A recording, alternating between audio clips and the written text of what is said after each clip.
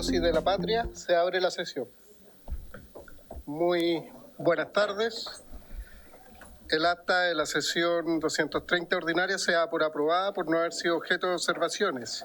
Y el acta de la sesión 231 especial se encuentra a disposición de los señores y señoras diputadas. Muy buenas tardes, señor secretario. Tiene la palabra para dar lectura a la cuenta. Buenas tardes, presidente. Gracias. Se han recibido los siguientes documentos para esta sesión. En primer lugar, un oficio de su excelencia, presidente de la República, mediante el cual retira y hace presente la urgencia, que califica de discusión inmediata para el despacho del proyecto de ley que modifica diversos cuerpos legales para promover la gobernabilidad y la representatividad del sistema político. En segundo lugar, un oficio de la ministra de Salud, mediante el cual responde un requerimiento de esta comisión en orden de informar si dicha cartera posee un registro de personas electrodependientes. En tercer lugar, un proyecto de ley de origen en moción de los diputados señores Ramírez, don Matías, Mellado, don Cosme y Oyarzo, y de las diputadas señoras Acevedo, Astudillo, Castillo, Mix, Pizarro y Tello, que concede por especial gracia la nacionalidad chilena a la destacada deportista juvenil colombiana María Camila Valencia Mosquera, proyecto que corresponde al boletín número 18.048-06. En cuarto lugar, una carta de la presidenta del Consejo Directivo del CERVEL, señora Pamela Figueroa, por el cual solicita a la Comisión ser recibidos en audiencia para plantear sus puntos de vista respecto al proyecto de ley de origen en mensaje, el segundo trámite constitucional, que modifica diversos cuerpos legales para promover la gobernabilidad y la representatividad del sistema político, en atención a que dicho proyecto se vincula directamente con las competencias del CERVEL. En quinto lugar, se han recibido indicaciones al proyecto de ley antes mencionado, por una parte del diputado don Félix González y por otra de la diputada Joana Pérez, conjuntamente con el diputado don Francisco Undurraga. En sexto lugar, se han recibido los siguientes reemplazos para la sesión de hoy día. Don Daniel Manucheri, por la diputada Danisa Astudillo, y el diputado Félix González por la diputada Carolina Tello. Finalmente, se recibió un correo electrónico del Gabinete del Ministerio y Secretaría General de Gobierno, mediante el cual excusa la participación del subsecretario de esa cartera a esta sesión debido a un compromiso agendado con anterioridad. No obstante lo anterior, solicita se le pueda remitir el enlace de conexión, lo que la Secretaría ya efectuó, para poder participar de manera telemática en el debate de dicho proyecto. Y al mismo tiempo hace saber que en su representación y en forma presidencial estarán presentes en esta sesión las asesoras de la CEGIGOP, Loreto González y Rocío Cerezuela. Esa es toda la cuenta, presidente. Muchas gracias, señor secretario. Ofrezco la palabra sobre la cuenta. Sí, diputado Mesa, tiene la palabra. Presidente, buenas tardes, muchas gracias. No, solo para solicitar que se ponga, que se acceda a la solicitud del CERVEL de que lo recibamos, para que tomemos esa decisión, presidente, simplemente. Muchas gracias. Sí, lo vamos a ver en el primer punto de la tabla del orden del día para poder planificar cómo vamos a tramitar el proyecto de la reforma política. Palabras sobre la cuenta, ofrezco la palabra. Diputados, diputadas. ¿No? Ofrezco la palabra sobre varios. Ofrezco la palabra sobre varios. ¿No hay palabras sobre varios? Entonces partimos con la orden del día. La presente sesión tiene por objeto tratar el punto 1, que es luego de la cuenta, y fijar un procedimiento a la discusión del proyecto de ley de origen en mensaje en el segundo trámite constitucional y con urgencia calificada de discusión inmediata, que modifica los diversos cuerpos legales para promover la gobernabilidad y la representatividad del sistema político, el boletín 17.640. Este proyecto de ley, o sea, este mensaje en realidad, llegó con discusión inmediata. Tenemos hasta se renovó. Yo primero eso quiero valorar y aprovechar que está el ministro del Interior. Muy buenas tardes. El subsecretario, buenas tardes. Valorar que se renovó la urgencia. Yo creo que tenemos que tramitar esto de forma seria. Tenemos que tramitar este proyecto de ley recibiendo de partida lo que decía el diputado Mesa a la presidenta del CERVEL, y la idea es que nos pongamos de acuerdo como comisión vamos a tramitar este proyecto de ley. Yo tengo una propuesta y espero que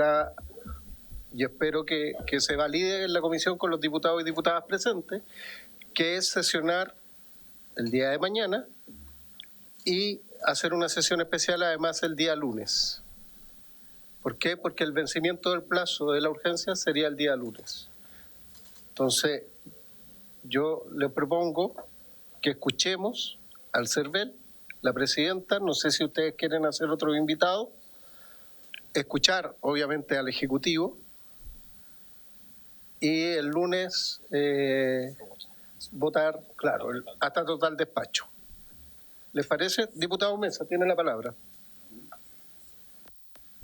Presidente, yo creo que hay que tenernos a las reglas que están establecidas.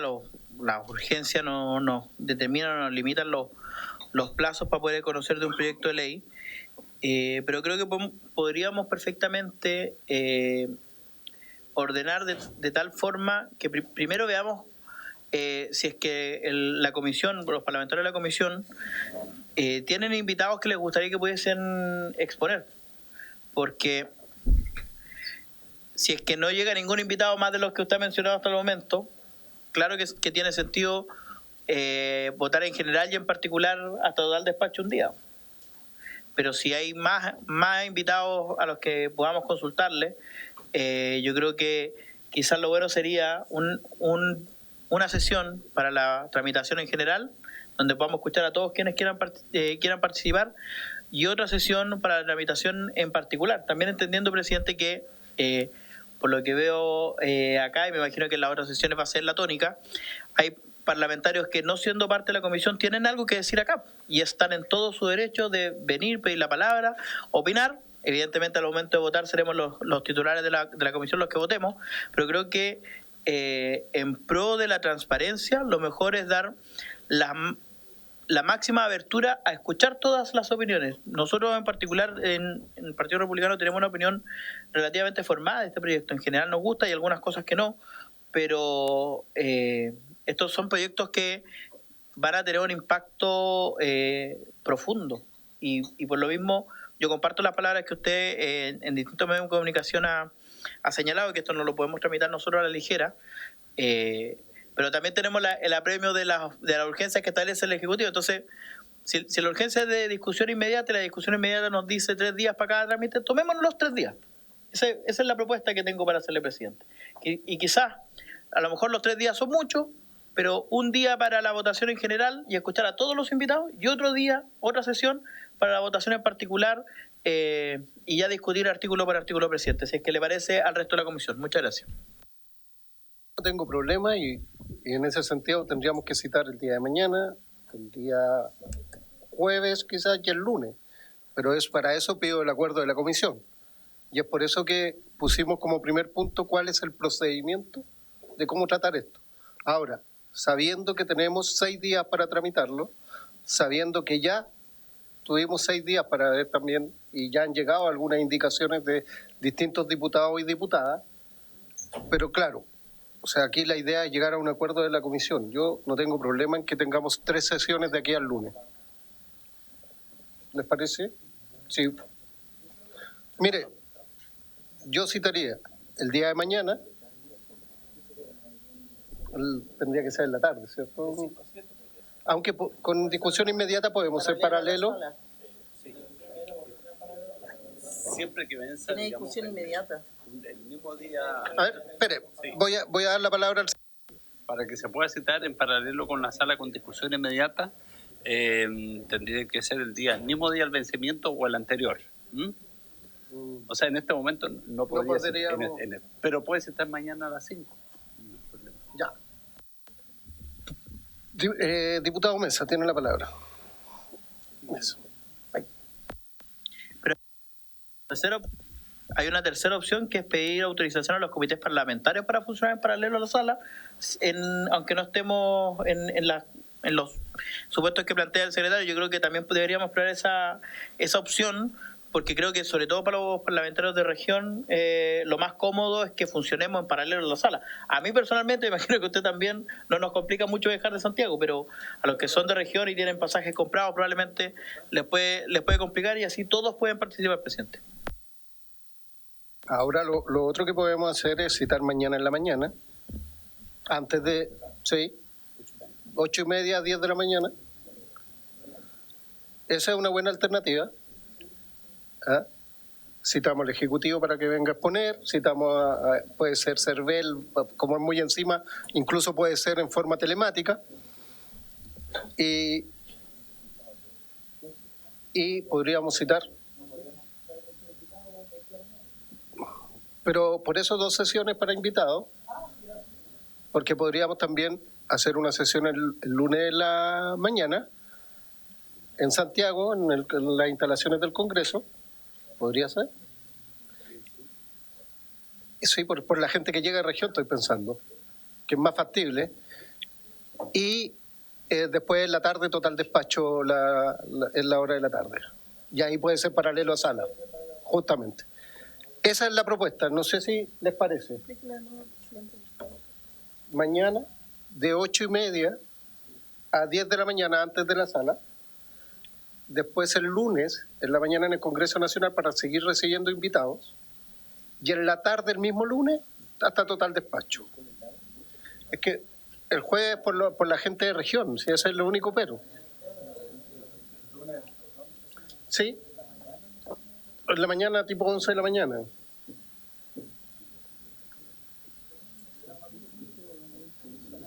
¿Mm?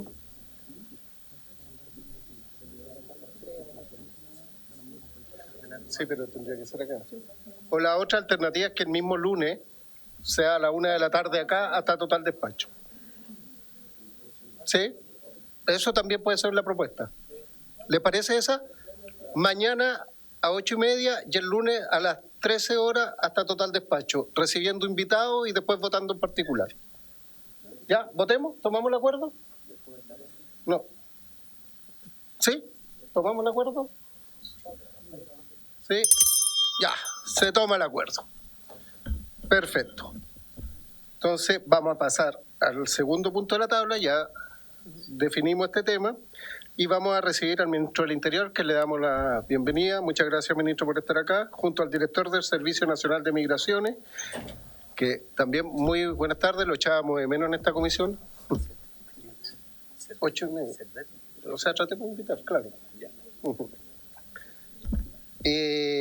Y el propósito es que explique las medidas que ha adoptado el gobierno para resguardar nuestras fronteras, especialmente en el paso de Colchane, región de Tarapacá, en consideración a los deficientes medios que se dispone para ello, según el reciente informe de Contraloría General de la República, que da cuenta del mal uso de rayo X, la nula utilización del incinerador y el precario estado de las mallas de protección, entre otros aspectos, todo lo cual facilita el cruce hacia nuestro país por parte de inmigrantes ilegales en un contexto internacional que en países como Bolivia y Perú han fortalecido los controles fronterizos para precaver el ingreso de personas que tenían vínculos con el régimen de Nicolás Maduro, especialmente con organizaciones dedicadas al crimen organizado y además con las últimas declaraciones de Perú que no va a existir un, ¿cómo se llama?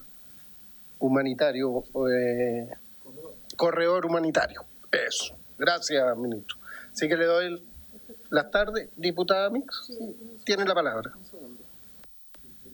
Lo hice ver en la sesión pasada, presidente, pero insisten en denominar a los inmigrantes como ilegales. Yo dije que me preocupa que se siga tratando así y que sean inmigrantes indocumentados, por favor.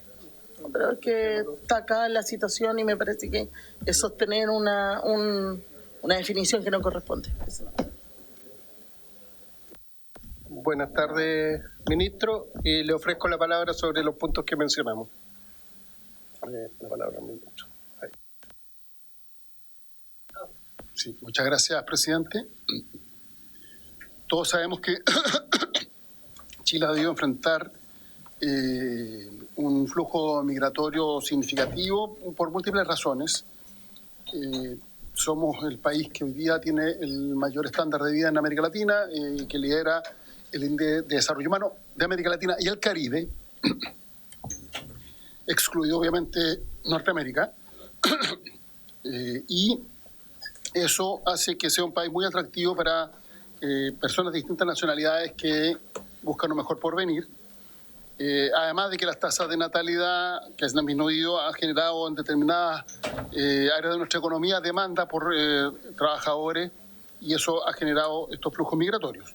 El factor más relevante ha sido precisamente la crisis humanitaria que se ha producido en Venezuela y que ha implicado un flujo migratorio que ha tenido un especial aumento a contar del año 2017 en adelante. El mayor flujo migratorio de ingresos al país se produjo entre los años 2018 y 2021, donde más del 36% de los migrantes actualmente en el país, de acuerdo al censo, ingresaron por distintas vías, y a mediados del gobierno del presidente Piñera se estableció el requisito adicional de visa para los migrantes venezolanos, lo que generó un aumento de los ingresos irregulares. En ese contexto, el gobierno ha adoptado una serie de medidas con el objeto de que se cumpla con nuestra legislación. La primera de las cuales consistió en el despliegue de las Fuerzas Armadas en el marco de la reforma constitucional que habilitó que se hicieran cargo del control de las fronteras, colaborando, por tanto, en las labores que realiza Carabineros.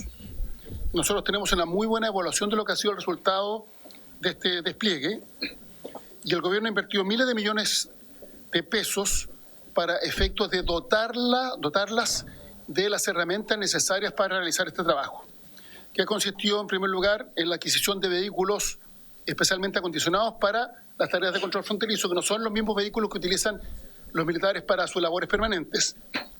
En segundo lugar, la instalación de puestos de observación fronterizo fijos y móviles con visión de larga distancia y visión nocturna.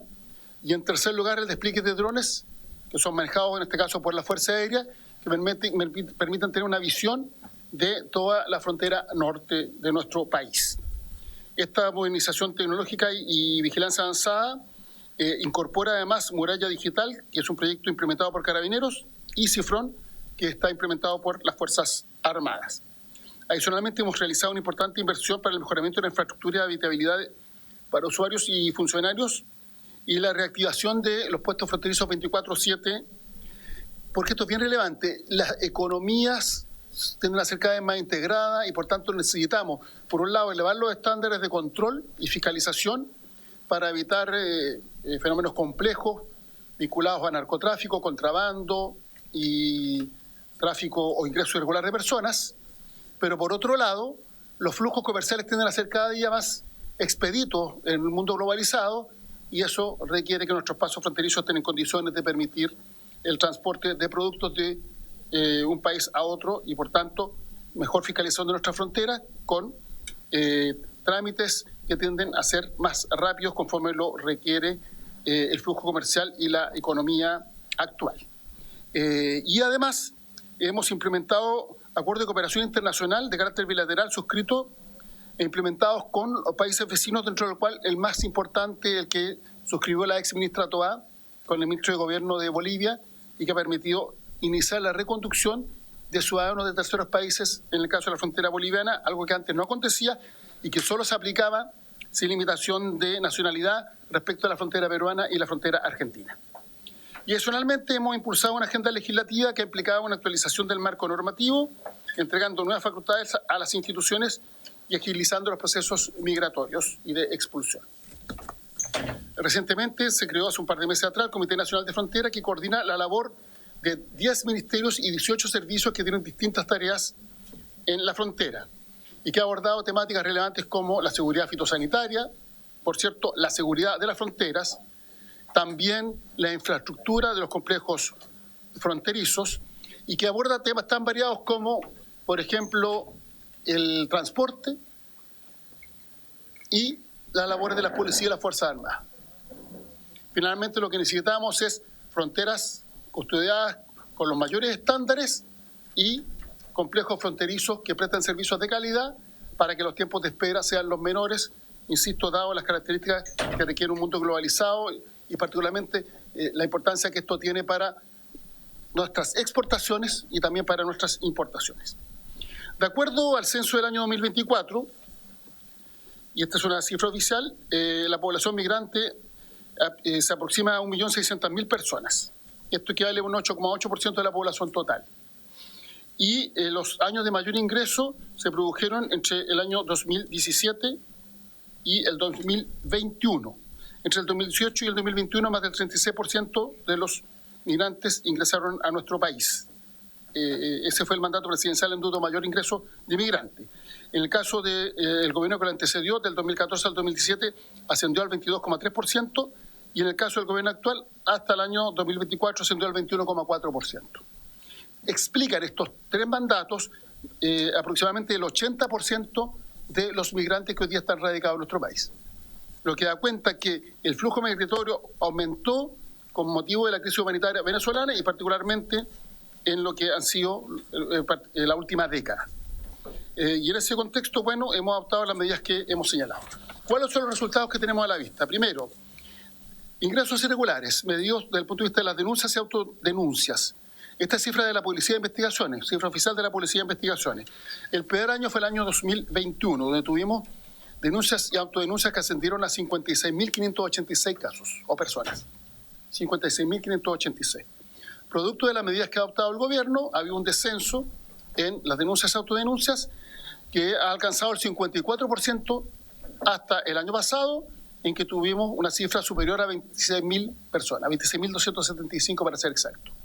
Es decir, hay una mejoría significativa del 54% de reducción de ingresos irregulares, medidos como denuncias y autodenuncias, desde el año 2021, que es el peor año, antes de que el presidente Boric asumiera su mandato, al año 2025. Estamos hablando de aproximadamente un 54%, 53,6% creo que es la cifra exacta. En lo que respecta a los ingresos regulares detectados por Colchane, porque hoy día la frontera más compleja que tenemos en esta materia es con Bolivia, básicamente porque en el caso de la frontera con Perú, Perú exige visa a los migrantes venezolanos y Ecuador también exige visa. Y por tanto podríamos decir que hay controles previos que hacen que el acceso por la frontera con Perú sea más dificultoso. Pero no ocurre eso con Bolivia. Y por tanto es Bolivia la principal frontera por donde se han producido estos ingresos irregulares. Pero en lo que respecta a Colchane, tenemos hoy día mayor capacidad de detección, mayor capacidad de observación, tecnología de punta, y en lo que respecta a los años anteriores, por ejemplo, el año 2022, ingresos irregulares detectados 26.809, el año 2025 11.287. Solo respecto al año pasado había una disminución del 44,3%. El año antepasado fueron 20.279 casos el año 2024.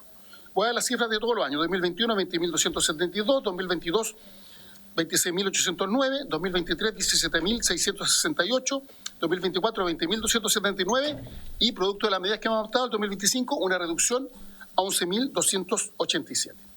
Y adicionalmente, en diciembre se firmaron 3 acuerdos con Bolivia, los cuales están en implementación desde el inicio del 2025, que comprenden la tarjeta de tránsito vecinal fronterizo, la cooperación contra el contrabando y el proceso de reingreso y retorno de extranjeros de terceros países, lo que se conoce como reconducción. ¿Qué es la reconducción, para explicarlo en fácil? Cuando una persona es sorprendida ingresando de forma irregular a nuestro país, cruzando la frontera y hasta 10 kilómetros de la frontera, esa persona es devuelta al país desde donde viene. Eso es la reconducción. La implementación del acuerdo con Bolivia exigió una marcha blanca. En los primeros meses, obviamente, los resultados no fueron los que esperábamos. Había que además ponerse de acuerdo en protocolos específicos de trabajo y de coordinación. A veces se olvida, pero las fronteras se administran de a dos y requiere la colaboración de los países limítrofes. Pero las cifras son categóricas. Por ejemplo, en febrero del año pasado solo pudimos reconducir el 7,7% de las personas. En noviembre del año pasado llegamos a reconducir el 96,3%, 96,4% de las personas. Es decir, hay una tendencia al alza mes a mes que da cuenta que el acuerdo suscrito con Bolivia por la exministra Toá ha dado resultado. Y hoy día estamos reconduciendo a la gran mayoría de las personas que son sorprendidas cruzando la frontera. Esto, insisto, ha exigido la colaboración del gobierno de Bolivia, porque cada país es soberano para determinar si acepta o no las reconducciones. Y por eso es bien importante, lo vuelvo a decir, que las fronteras se administran de a dos. Y respecto de nacionalidades reconducidas, obviamente hay un número importante de bolivianos, pero lo que respecta a terceras nacionalidades, la más importante es la que corresponde a venezolanos. Desde la implementación del acuerdo, entonces, hemos tenido reconducciones que han ido al aumento, superando el 90% y revertiendo la tendencia previa al acuerdo, que daba cuenta de que eran muy pocas las reconducciones que se podían verificar respecto de Bolivia. Adicionalmente, lo que respecta al despliegue de las Fuerzas Armadas, bueno, esto se habilitó a través de una reforma constitucional que entró en marcha el año 2023, en febrero. Hasta casi fines de diciembre del 2025 se habían controlado más de 500.000 personas, 563.237. Solo la última semana, en 1994, se habían realizado más de 37.000 patrullajes y habían sido detenidos más de 1.000 personas como resultado de la fiscalización y los controles que realiza las Fuerzas Armadas en coordinación con las policías. Y cuando se procede a la detención de una persona, se le pone inmediatamente a disposición de la policía respectiva. No olvidemos que el control de frontera, por regla general, está radicado en Carabineros, pero la dotación que tiene es insuficiente, y por eso ha sido necesario complementarlo con el despliegue de las Fuerzas Armadas, y el control migratorio lo realiza la PDI. Cuando se ingresa de forma irregular en nuestro país, que verifica que se cumple con los requisitos migratorios y verifica la identidad de la persona que está ingresando o saliendo del país, es la PDI y por tanto es la que lleva adelante las estadísticas oficiales al respecto. Y ha habido inversiones muy relevantes entre los años 2022 y 2024. Por ejemplo, se invirtieron en lo que respecta al Plan Nacional contra el Crimen Organizado más de 46.000 millones de pesos. El presupuesto de seguridad bajo el gobierno del presidente Boric ha aumentado el 16,8%. Como contraste, en los 4 años anteriores no hubo aumento del presupuesto de seguridad. Nosotros hemos dicho, donde ponemos las palabras, ponemos las acciones, y eso se ha traducido en una importante inversión para dotar de más y mejores herramientas tanto a Carabineros, la PDI, la Dirección General de Territorio Marítimo y Marina Mercante, Directamar, que es la Policía Marítima, y Gendarmería, el Servicio Nacional de Aduanas, la Dirección General de Aeronáutica Civil y, por cierto, el Servicio de Migraciones.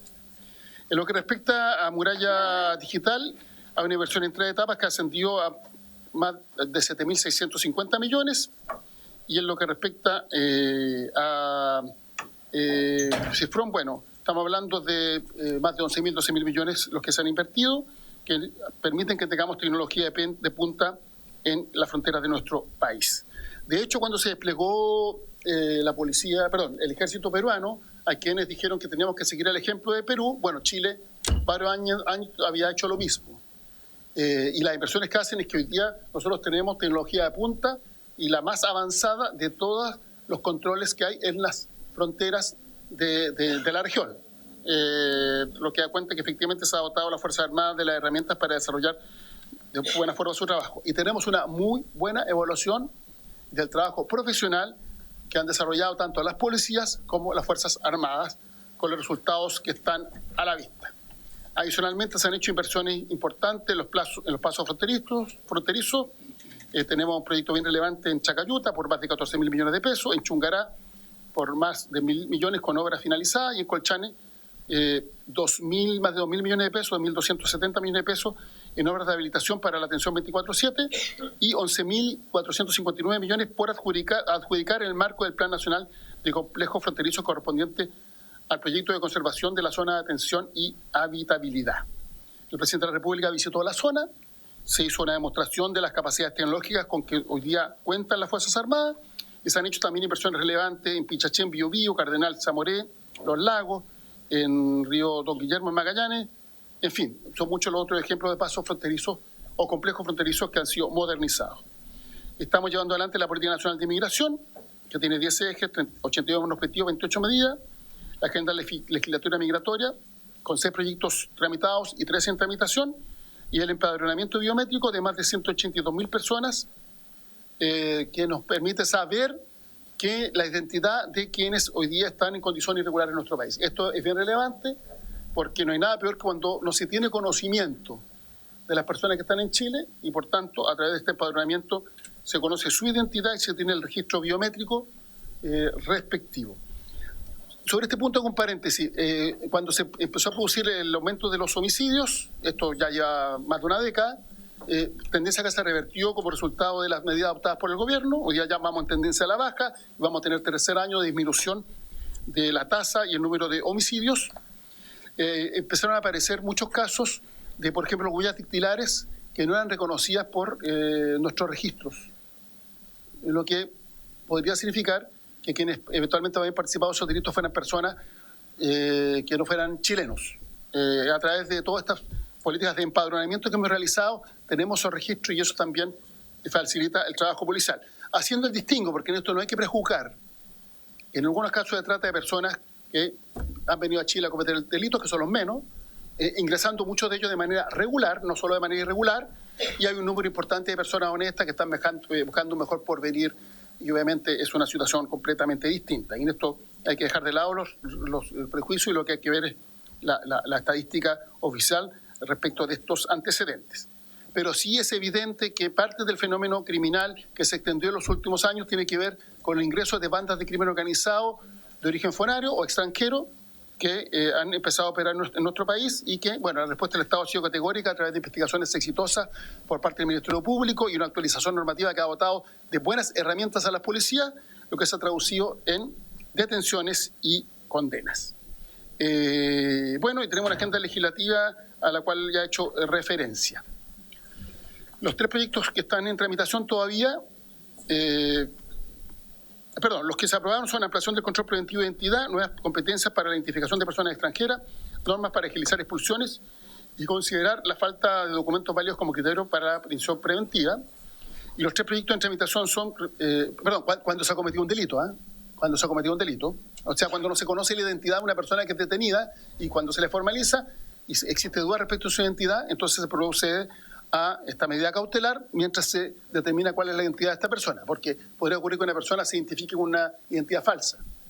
Hay un caso incluso emblemático de un caso que tuvo especial connotación de una persona que tenía pasaportes de dos países distintos y ambos pasaportes válidos. Ambos pasaportes válidos. O sea, tenía dos nacionalidades, dos nombres y dos pasaportes, que participó en uno de los crímenes más atroces que se han cometido en nuestro país. Y bueno, en lo que respecta a los proyectos en tramitación está el perfeccionamiento de causales y procedimientos de expulsión, las nuevas causales de prohibición de ingreso y la mejora del sistema de control migratorio operativo, que esperamos que sean despachados con celeridad. Y respecto del Comité Nacional de Frontera, al cual le he hecho referencia, se han realizado diversas sesiones, se han resuelto temas operativos prácticos y de todas maneras se va a entregar en marzo un informe respecto de marco normativo que debe ser actualizado y medidas adicionales con el objeto de contar con fronteras más seguros en nuestro país. Por último, quiero señalar que, contrariamente a lo que se informó por los medios de comunicación, a propósito del debate que hubo en el marco de la campaña presidencial y las medidas que adoptó el gobierno del Perú, no ha habido un aumento en los flujos migratorios para salir del país. Esto es bien relevante, porque la migración de Venezuela tiene principalmente un origen económico y tiene que ver con la situación humanitaria que viven los venezolanos y venezolanas, que lo ha llevado a migrar a distintos países de la región, principalmente los que están en el eje del Pacífico, Colombia, Ecuador, Perú y Chile. En algún momento se instaló que producto del debate o la campaña presidencial o producto de las decisiones que había tomado el gobierno de Perú, había aumentado el flujo migratorio para salir del país. Las estadísticas oficiales que lleva la PDI de los flujos regulares dan cuenta que en noviembre salieron menos personas que en noviembre del 2025, menos personas que en noviembre del 2024, que es cuando se realizó este debate, por el paso de Chacayuta.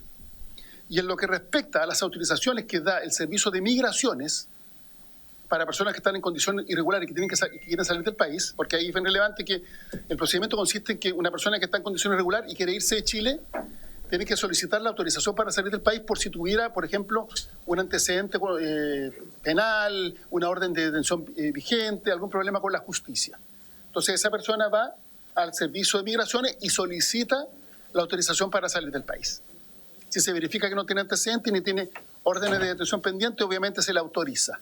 Es un trámite relativamente rápido, pero que es necesario realizar. Pues bien, en lo que respecta a solicitudes de personas en condición migratoria irregular para el salir del país, lo que ha habido más bien es una disminución respecto de los años anteriores. Entonces, esto que se instaló de que había flujos migratorios por irse de Chile, la verdad es que eso no se ha producido porque, obviamente, mientras no mejore la situación económica de los países de origen de quienes han venido a nuestro país, un fenómeno de esa naturaleza difícilmente va a producirse. Y por último, quiero destacar que hemos aumentado de manera significativa las expulsiones administrativas respecto de los años anteriores, pero en algún momento se modificó la ley respecto de las expulsiones judiciales y se excluyeron los delitos vinculados a la ley 20.000. Y por tanto teníamos expulsiones judiciales, no sé, 1.000 al año, y estas cayeron de manera significativa. Esto ha generado una tensión dentro del sistema carcelario importante. A este respecto quiero hacer un distingo. El gobierno presentó un proyecto para que personas condenadas por la ley 20.000 pudieran eventualmente ser expulsadas judicialmente. Cuando hablamos de expulsiones judiciales estamos hablando de que lo hagan los tribunales. Respecto de delitos de menor entidad, aquí obviamente si se detiene al cabecilla del crimen organizado y el narcotráfico, la idea es que cumpla la pena en Chile y que la cumpla en su totalidad. Una persona que está vinculada a un homicidio, casos graves, no puede quedar la impunidad de ese crimen y tiene que cumplirlo en Chile. Pero en el caso de microtráfico, muchas veces con alguna pena alternativa, firma periódica, etcétera, bueno, lo que hace es que a esa persona se le retiene en Chile y se termina generando arraigo. Creemos que en esos casos, que son menos graves, debería actualizarse la legislación y por eso presentó un proyecto que fue aprobado por la Cámara y que ahora está en el Senado, que permite aumentar las expulsiones judiciales respecto de los delitos menos graves. Esa es una herramienta, a nuestro entender, necesaria con el objeto de proceder a las expulsiones. Por lo demás, el proyecto que aprobó la Cámara establece que en caso de que una persona sea expulsado judicialmente y no cumpla con la prohibición de reingreso al país, además de cumplir la pena pendiente, podría ser condenado hasta 10 años adicionales de privación de libertad, que corresponde al tiempo por el cual se le expulsa. Entonces estamos hablando de una sanción relativamente drástica para quien, teniendo en Chile una pena menor, lo más lógico es que se le expulse y no que se le haga cumplir la pena. Como dato, presidente, con esto concluyo, el año 2021 nosotros teníamos aproximadamente 39.000 personas privadas de libertad en el sistema de gendarmería, 39.000 y fracción. Si uno analiza las cifras del 2010 al 2021, lo que hubo año a año es una baja en las personas que estaban privadas de libertad. Eso se tradujo durante mucho tiempo, nos amplió la capacidad carcelaria. Y hubo dos hitos muy fundamentales y muy relevantes para efecto de disminuir la población carcelaria. Las leyes que se aprobaron tras el incendio de la cárcel de San Miguel y las leyes que se aprobaron con motivo de la pandemia, para evitar contagio dentro de las cárceles. Entonces, por tanto, la población carcelaria disminuyó de poco más de 50.000 personas, 52.000, si mal no recuerdo, el año 2010, a 39.000 y fracción el año 2021. Como resultado de las leyes que hemos aprobado para establecer sanciones efectivas respecto a los delitos más graves y particularmente de los delitos violentos, la población carcelaria ha aumentado, en lo que va del mandato del presidente Boric, a 63.000 personas. Y eso significa, por ejemplo, que parte importante de los cabecillas del Tren de Aragua, no solo su brazo armado, sino que también su brazo financiero, hoy día estén privados de libertad. En algunos casos se haya procedido ya los juicios y se hayan aplicado las máximas penas que establece la ley. En otros casos, bueno, se está en el proceso de investigación y no cabe duda que por el trabajo exitoso de la Fiscalía finalmente se va a proceder a las condenas de estos criminales especialmente peligrosos que han cometido crímenes tan atroces como los que el país conoce. Esas son las medidas que en general hemos adoptado y si le parece el director del Servicio de Migraciones podría complementar información respecto a estas materias. Gracias, presidente. Gracias, ministro, y le entrego la palabra. Muy buenas tardes. La bienvenida al director de Migraciones, el señor Traye. Tiene la palabra. Buenas tardes, señor presidente. Por su intermedio, saludo a la comisión. Voy a complementar alguna información. La primera tiene que ver con las autorizaciones de salida. ¿Ya? El Servicio Nacional de Migraciones tiene la facultad para autorizar que una persona que está en situación irregular dentro del país salga de manera regular, ¿ya? Ese procedimiento implica que la persona tiene que presentarse frente al Servicio Nacional de Migraciones, llenar un formulario de solicitud de la autorización, presentar el comprobante de la denuncia o autodenuncia ante la PDI por el ingreso irregular, presentarse con un pasaje, ¿ya? Con un plazo máximo de 15 días, y en ese marco nosotros lo autorizamos. Se le revisan los antecedentes, si es que tiene arraigo, alguna causa pendiente, y en caso de no tenerla, se autoriza. Junto con la autorización, se le impone a la persona una prohibición de ingreso de entre 3 a 5 años. ¿Ya? Normalmente es de 5. ¿Ya? Normalmente es de 5 y se pondera según el arraigo, si tiene hijos, en fin, la persona. Hemos otorgado desde el año 2022 hasta el 31 de diciembre del 2025 32.000 autorizaciones de salida de personas con ingreso irregular. Vale decir, 32.000 personas que hubieron ingresado irregularmente al país, ¿ya? Salieron de manera regular a través de una autorización del Servicio Nacional de Migraciones. Es una situación que está principalmente concentrada en la región metropolitana, pero que algunas direcciones regionales del norte y la de Valparaíso, por el Paso de los Libertadores, también la tienen delegada. En torno al 98% de las... Esto es bien importante a propósito de la discusión en términos de las salidas por tierra. En torno al 98, un poquito más por ciento de las salidas de personas irregulares se dan por el aeropuerto Arturo Merino Benítez. No se dan por Colchane, no se dan por Chacayuta, no se dan por los Libertadores, no se dan por tierra, se dan por aire, ¿ya? Las personas, para insistir y para subrayar el punto, las personas que solicitan autorización de salida al Servicio Nacional de Migraciones, que ingresaron por pasos no habilitados, salen en su gran mayoría, en un 98%, por el aeropuerto. No se van por tierra, ¿ya? Es un dato importante para efectos de la discusión. Por año los datos son los siguientes. El año 2022 se autorizaron 5.700 personas. El año 2023, 8.886 personas. El 2024, 11.004 personas. Y el año 2025 se autorizaron 6.600 personas para salir por esta vía. Adicionalmente, en términos de las medidas y la coordinación que tenemos con la Policía de Investigaciones, que es la autoridad que tiene las facultades del control de frontera, hay 3 cuestiones que son relevantes. Primero, lo que nosotros llamamos la formalización retroactiva, vale decir, si llega una persona a la frontera y no cuenta con la autorización, la policía hace los chequeos de los antecedentes, completa el formulario y deriva la información al Servicio Nacional de Migraciones y en paralelo autoriza la salida de la persona. Vale decir, no se genera un atasco porque la persona no haya hecho el trámite previo, sino que la persona es autorizada a salir y retroactivamente formalizamos hechos ciertamente todos los chequeos en los sistemas que tiene la Policía de Investigaciones por si la persona tuviera algún antecedente judicial o alguna causa pendiente. Otro elemento que es importante, que estamos en coordinación con PDI, es que las personas que intentan egresar del país de manera irregular, ¿ya? Vale decir, una persona que intenta irse por un paso no habilitado y es detectada por el Ejército, por Carabineros, es trasladada a la PDI, ¿ya? Se le revisan los antecedentes, si tiene alguna causa se deriva a la instancia pertinente y si no tiene ninguna causa pendiente, ¿ya? La falta del egreso irregular se tramita también y se formaliza autorizando la salida de la persona. Vale decir, intenta salir irregularmente, ¿ya?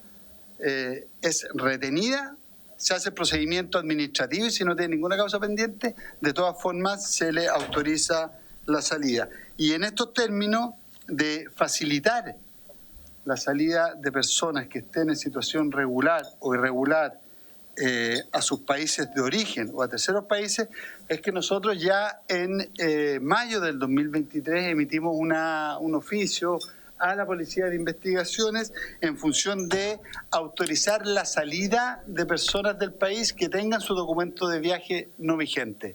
Vale decir, si llega una persona al aeropuerto, ¿ya?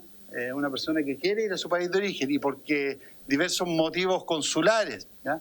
supongamos que su consulado no está operativo en nuestro país, no ha podido renovar su pasaporte y cuenta con un pasaporte vencido, de todas formas se le autoriza la salida del país independiente de si está la persona con situación regular o irregular dentro del país. Vale decir, tenemos las coordinaciones con la Policía de Investigaciones y la normativa establecida para facilitar la salida de personas que quieran regresar a su país cuando lo estimen, siempre y cuando no tengan ninguna situación pendiente. En cuanto a las reconducciones, para precisar también el detalle de los datos, la reconducción es un instrumento que existe en nuestra normativa desde el año 2022. Desde la entrada en vigencia de la nueva ley de extranjería y migración. Antes no existía la reconducción, vale decir, es una herramienta relativamente nueva, ¿ya? Que ha requerido, como señalaba el ministro, llegar a acuerdos importantes con Bolivia para poder implementarla de manera eficiente, ¿ya? Ahora, este acuerdo con Bolivia vino a fortalecer algo que de todas formas ya funcionaba, ¿ya? El año 2022 se recondujeron 3.150 personas, el año 2023 se recondujeron 6.543 personas, el 24 4.235 y el 25 5.057.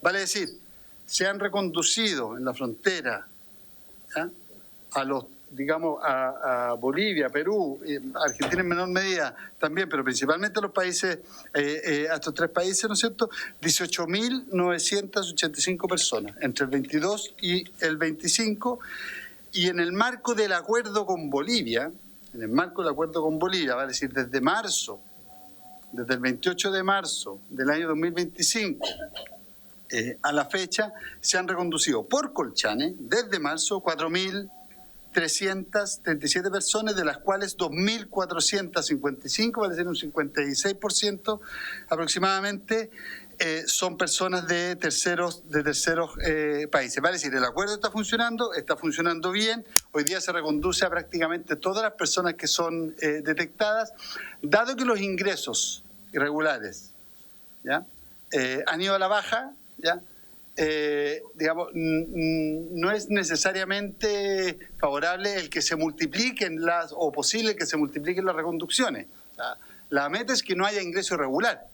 La meta no es que suban las reconducciones, la meta es que no haya ingreso irregular y que cuando hay ingreso irregular detectado, toda persona que sea detectada pueda ser finalmente reconducida.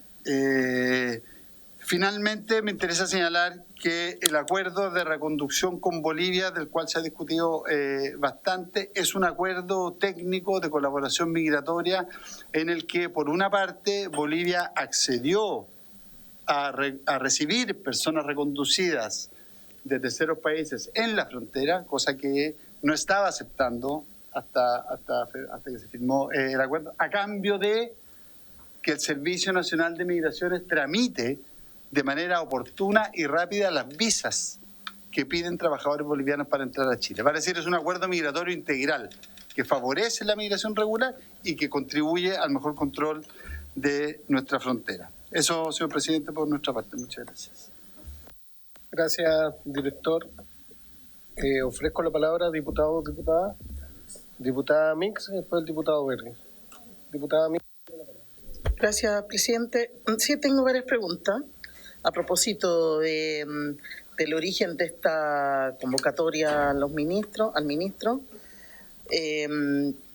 Hoy día se cumplen 10 días, presidente, desde el secuestro de Nicolás Maduro, y por tanto la inquietud manifestada en esta comisión por un grupo de parlamentarios respecto de precaver, ¿no?, a propósito de aquello, y luego del ataque a Venezuela, de que existiendo vínculos con el gobierno venezolano, esta gente podría llegar en masa a nuestro país.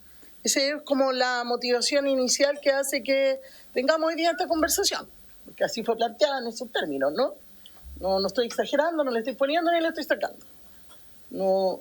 Y por tanto, me gustaría preguntarle al ministro que a 10 días de ocurrido aquello, si ustedes manejan alguna información respecto de que eso hubiese ocurrido, que hubieran llegado en masa arrancando aquellos que están vinculados con el gobierno de Maduro. Y lo otro es respecto de la opinión que tiene el gobierno del supuesto cartel de los soles, que ya fue descartado abiertamente por los tribunales de justicia en Estados Unidos, reconociendo que no existía. Esas son las dos preguntas que le quiero hacer al ministro y al director de Migraciones. Me gustaría que también nos pudiera contar cuántas personas que ingresaron irregularmente al país se han ido desde el anuncio presidencial del futuro presidente, respecto de volverse solitos para después ser invitados. Eso nada más, presidente.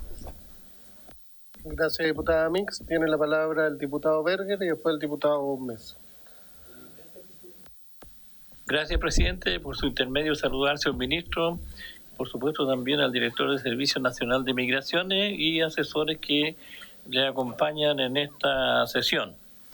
Señor ministro, tengo entendido que a fines del mes de diciembre, la Contraloría General de la República emitió un informe sobre una investigación que se hizo justamente en la frontera norte del país y vinculaba a la temática que ahora estamos conversando. Y donde se hizo una serie de observaciones y también, por supuesto, se instruyeron, digamos, otras situaciones que habría que abordar, sobre todo en el tema tecnológico. Y en ese sentido quiero consultar, ¿verdad?, de que dado que el único camión escáner que existe, ¿no es cierto?, en las aduanas, que revisa, por supuesto, los vehículos que se movilizan por ahí, según el informe de Contraloría, solamente 16 camiones al día y sin criterios de selección claro, ¿verdad?, son de alguna forma fiscalizados o controlados. Ahora a mí me gustaría saber que a consecuencia de aquello, si el gobierno, el ministerio o quien sea, ¿no es cierto?, ha implementado algunos planes tecnológicos que existan para poder ampliar esta capacidad, o sea, dar mayor cobertura y fortalecer también, por supuesto, los controles en cuanto a las mercancías, las personas y también considerando el aumento del crimen organizado y el contrabando que hoy día existe, por supuesto, que en la frontera.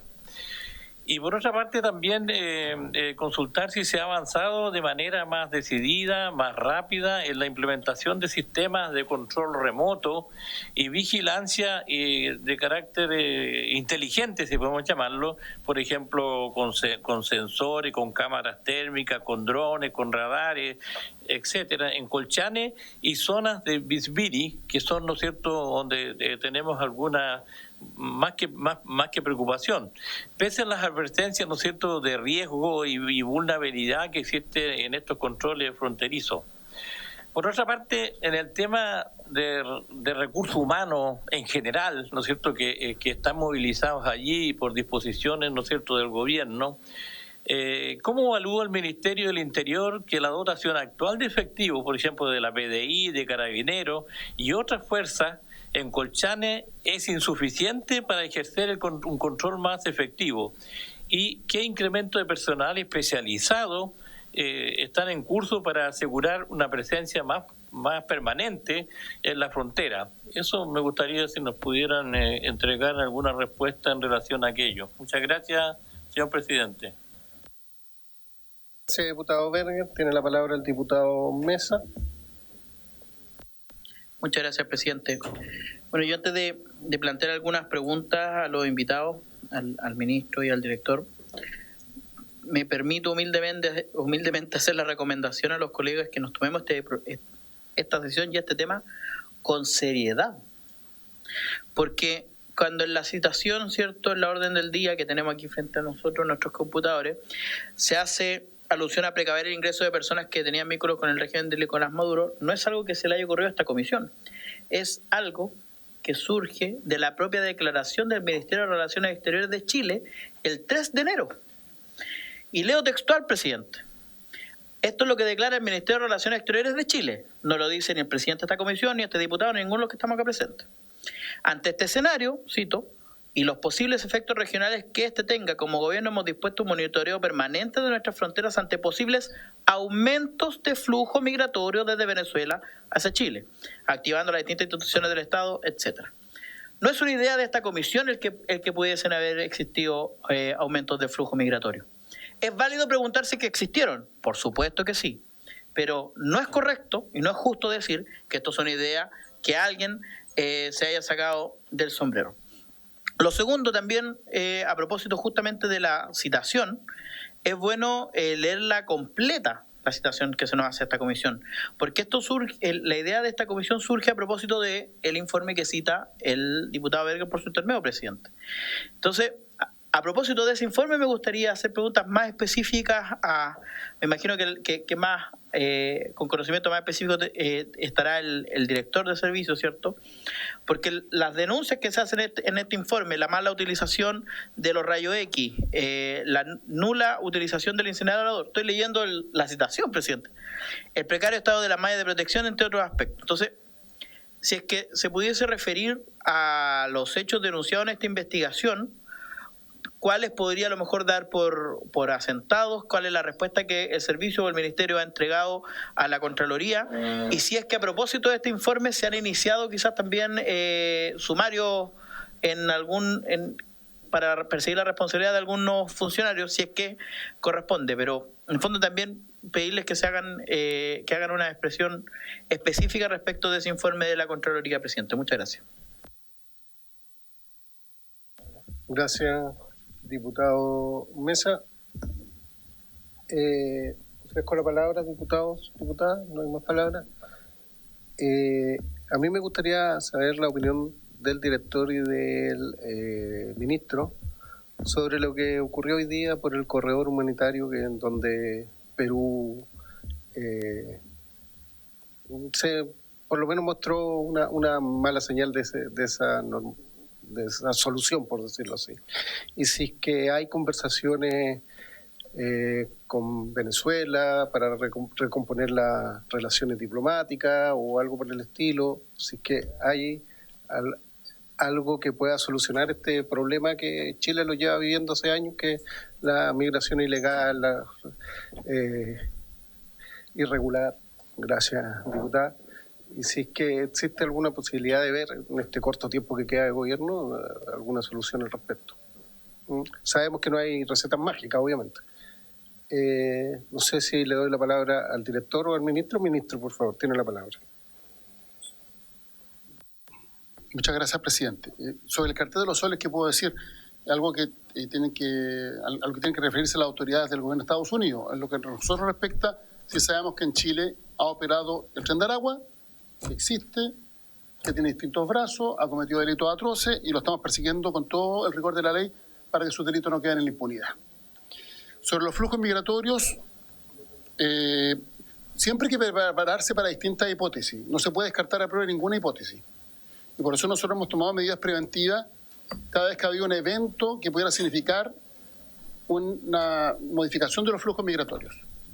Pero lo que ha habido hasta la fecha es una disminución de los flujos por salir de Chile respecto de los años anteriores. Cuando comparamos el mismo mes, porque a veces hay factores estacionales, a veces se dice, no, es que los flujos migratorios están aumentando, que sé yo, para fiestas de fin de año. Entonces, por eso uno compara mes con mes, noviembre con noviembre, diciembre con diciembre, los mismos días del año, fin de semana de diciembre con fin de semana de diciembre, etc. Y lo que ha habido este año es un flujo migratorio que ha disminuido en su demanda por salir del país respecto de años anteriores. Así lo indica la información oficial entregada al Gobierno de Chile por parte de la PDI, que son los flujos regulares. Y en el caso de los migrantes irregulares, el director ya hizo referencia a que ha habido menos solicitudes que en años anteriores.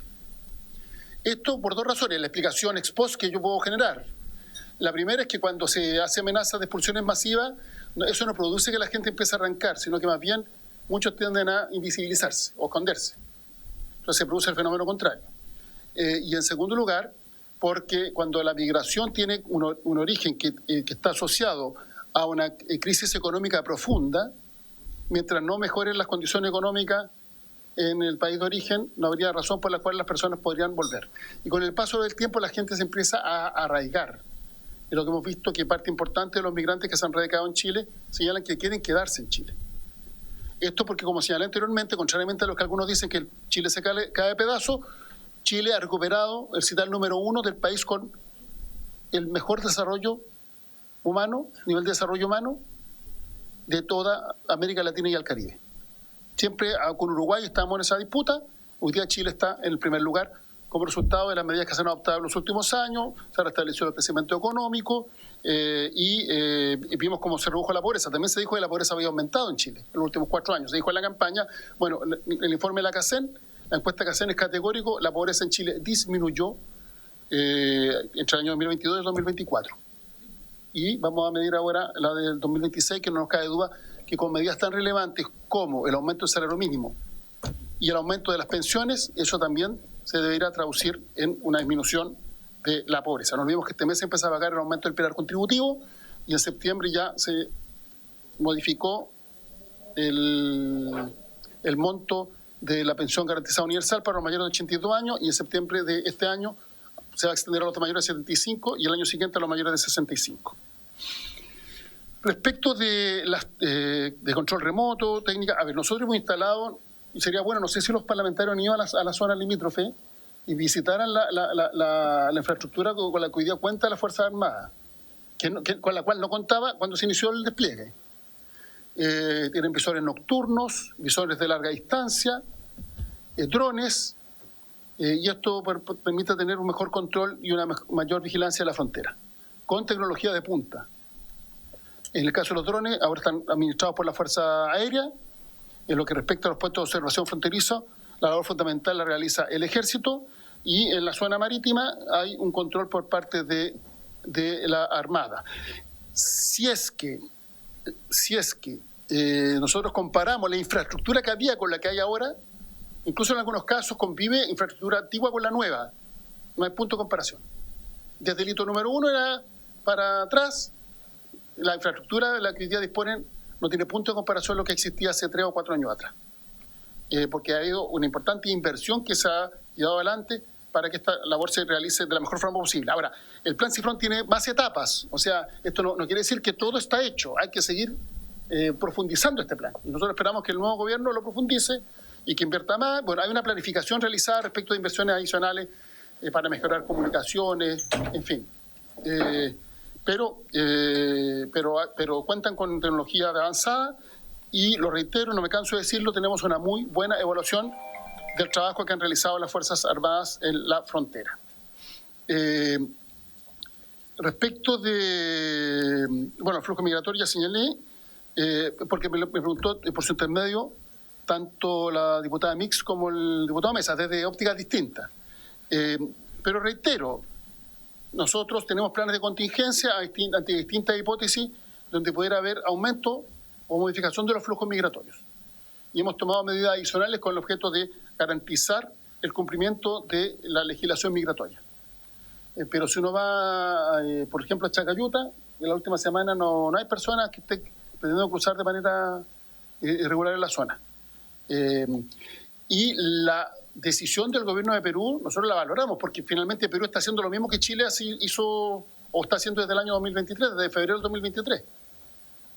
Y como las fronteras se administran de a dos, fronteras resguardadas a ambos lados son fronteras más seguras. Y adicionalmente hay una colaboración con la policía peruana, de parte de la policía chilena. Pero cada uno se hace cargo de lo que le corresponde a su lado de la frontera. Aquí no hay patrullaje conjunto, aquí me decía, sí hay patrullaje conjunto. Nuestras fuerzas armadas no cruzan de la frontera hacia el norte, de la línea de la Concordia hacia el norte, y las fuerzas armadas peruanas no cruzan de la frontera hacia el sur. Cada uno en su territorio y cada uno adopta las medidas que corresponden con la coordinación necesaria. Pero puedo señalar que como nosotros partimos antes y hemos invertido desde antes, nuestras capacidades hoy día son significativamente superiores. Y bienvenido sea que los países limítrofes logren el nivel que ha alcanzado Chile. O sea, eso es bueno para tener fronteras más seguras y obviamente nosotros un esfuerzo de esa naturaleza lo vamos a alentar, pero cada uno se hace cargo de lo que le corresponde al gasto y al esfuerzo en su propio territorio. Y respecto del corredor humanitario, bueno, yo en la mañana me hicieron esta pregunta, he preferido no polemizar, lo quiero decir bien honestamente, porque me preguntaba, quiero ser una periodista, bueno, yo venía a la comisión, como venía apurado, le dije que a la vuelta, a la salida podíamos hablar. Pero claro, esto implicaría la colaboración de 4 países, que son Chile, Perú, Ecuador y Colombia.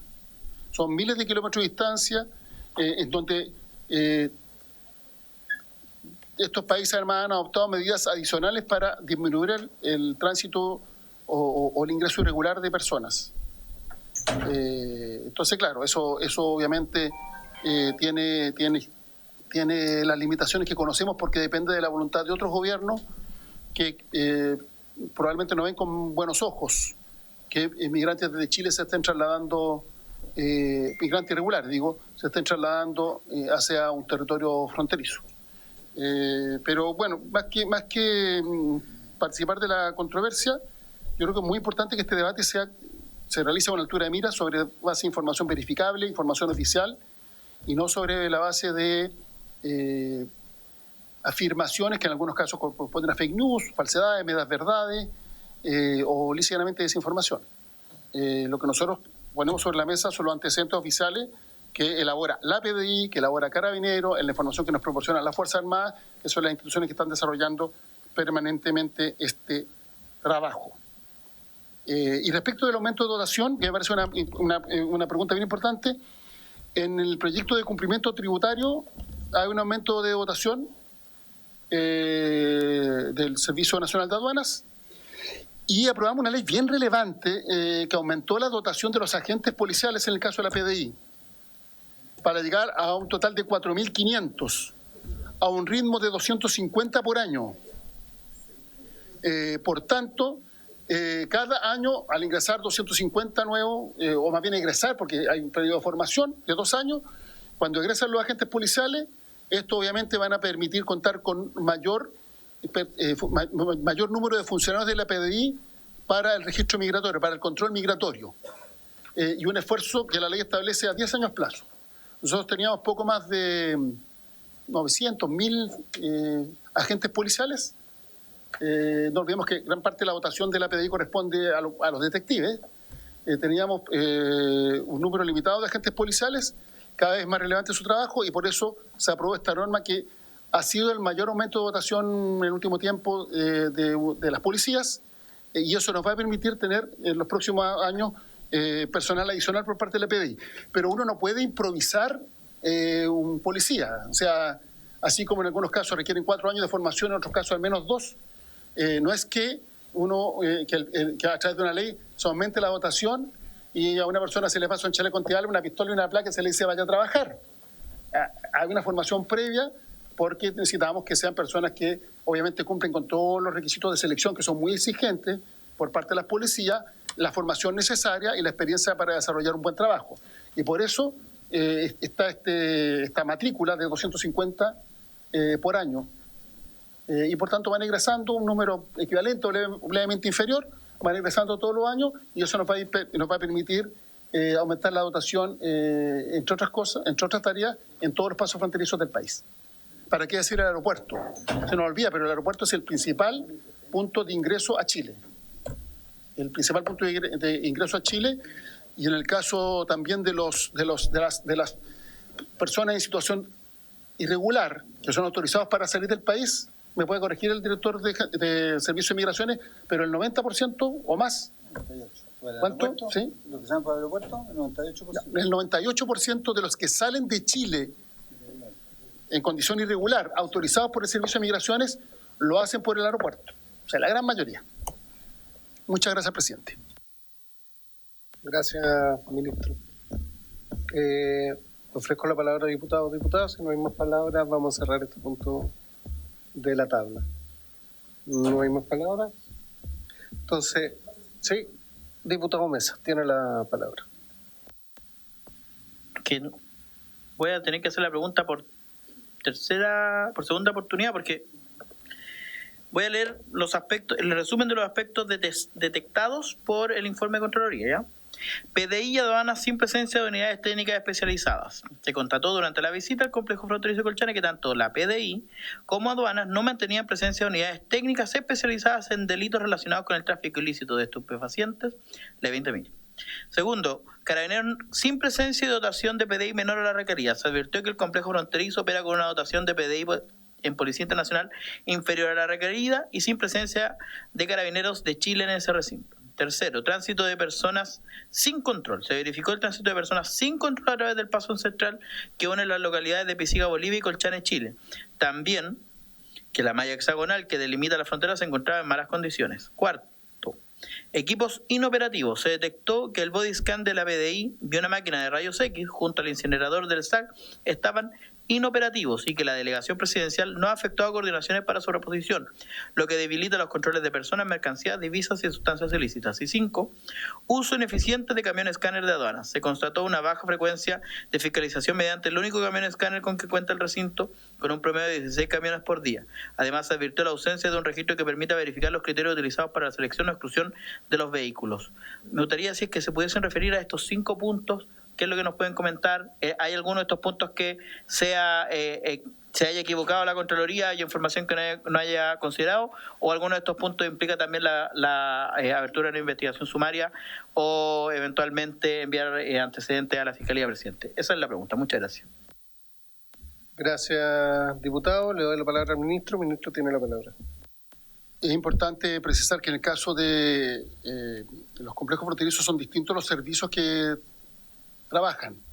Y por eso hemos establecido esta Coordinación Nacional de Frontera para resolver temas operativos prácticos, por decirlo de buena manera. Y nosotros siempre valoramos los informes que hace la Contraloría porque permite, obviamente, tener un diagnóstico adicional respecto del levantamiento de información que se ha realizado para tomar determinadas medidas. Y, por tanto, se ha instruido a los servicios correspondientes que dependen de distintos ministerios y, por cierto, también a la delegación presidencial provincial para adaptar las medidas para corregir todos esos elementos. Se ha hecho, quiero destacar lo de los camiones escáneres. Nosotros tenemos una inversión importante también de récord de camiones escáneres. No sé si lo han visto, pero permiten, por ejemplo, detectar que entra un camión ahí se está contrabandeando armas, permite distinguir materia orgánica, cuando no hay coherencia entre lo que se declara en la carga y lo que arroja el camión escáner, obviamente hay una revisión adicional. Se han detectado muchos ilícitos a través de estos camiones escáneres que no son baratos, pero podríamos decir que se justifica su inversión a propósito del éxito que han tenido. Y una de las cuestiones que hemos instruido es que existan protocolos para su aplicación de manera tal que, entendiendo que las capacidades no son ilimitadas, la mayor cantidad de carga sea controlada por estos camiones. También sugiero... No solo tenemos en Colchane, por ejemplo, en algunos, vimos con el presidente uno en Puerto Montt, que da cuenta, porque los puntos de ingreso al país no solo son los terrestres, están los aéreos, también están los marítimos. Y esta tecnología, la verdad, es que también implica un salto. Y por tanto es muy importante los protocolos para asegurar que, por decirlo de alguna manera, se le saque el mayor provecho posible a esta tecnología, de manera tal que la mayor cantidad de carga efectivamente sea registrada. En lo posible, la totalidad de la carga y con todos los resguardos necesarios para asegurar que finalmente las pesquisas sean lo más eficientes posible. Así que nosotros valoramos ese informe y se han tomado las instrucciones por los distintos servicios que dependen de distintos ministerios para hacer las correcciones del caso. No sé si el director quiere agregar algo. Muchas gracias, ministro. Y bueno, por haberse cumplido este punto de la tabla, dejamos liberado al ministro, al director, y pasamos al siguiente punto. Vamos a suspender unos minutitos para pasar al siguiente punto de la tabla. Se suspende.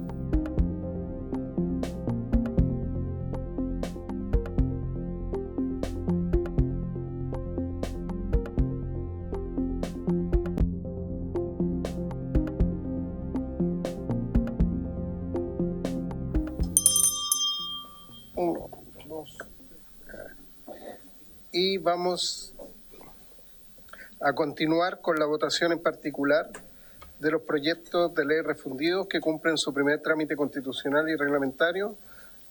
Moción que modifica la ley 10.336 para ampliar las facultades fiscalizadoras de la Contraloría General de la República, boletín 17621-06, y la moción que modifica la ley 10.336 para ampliar las facultades disciplinarias de la Contraloría General de la República, el boletín 17.666-06.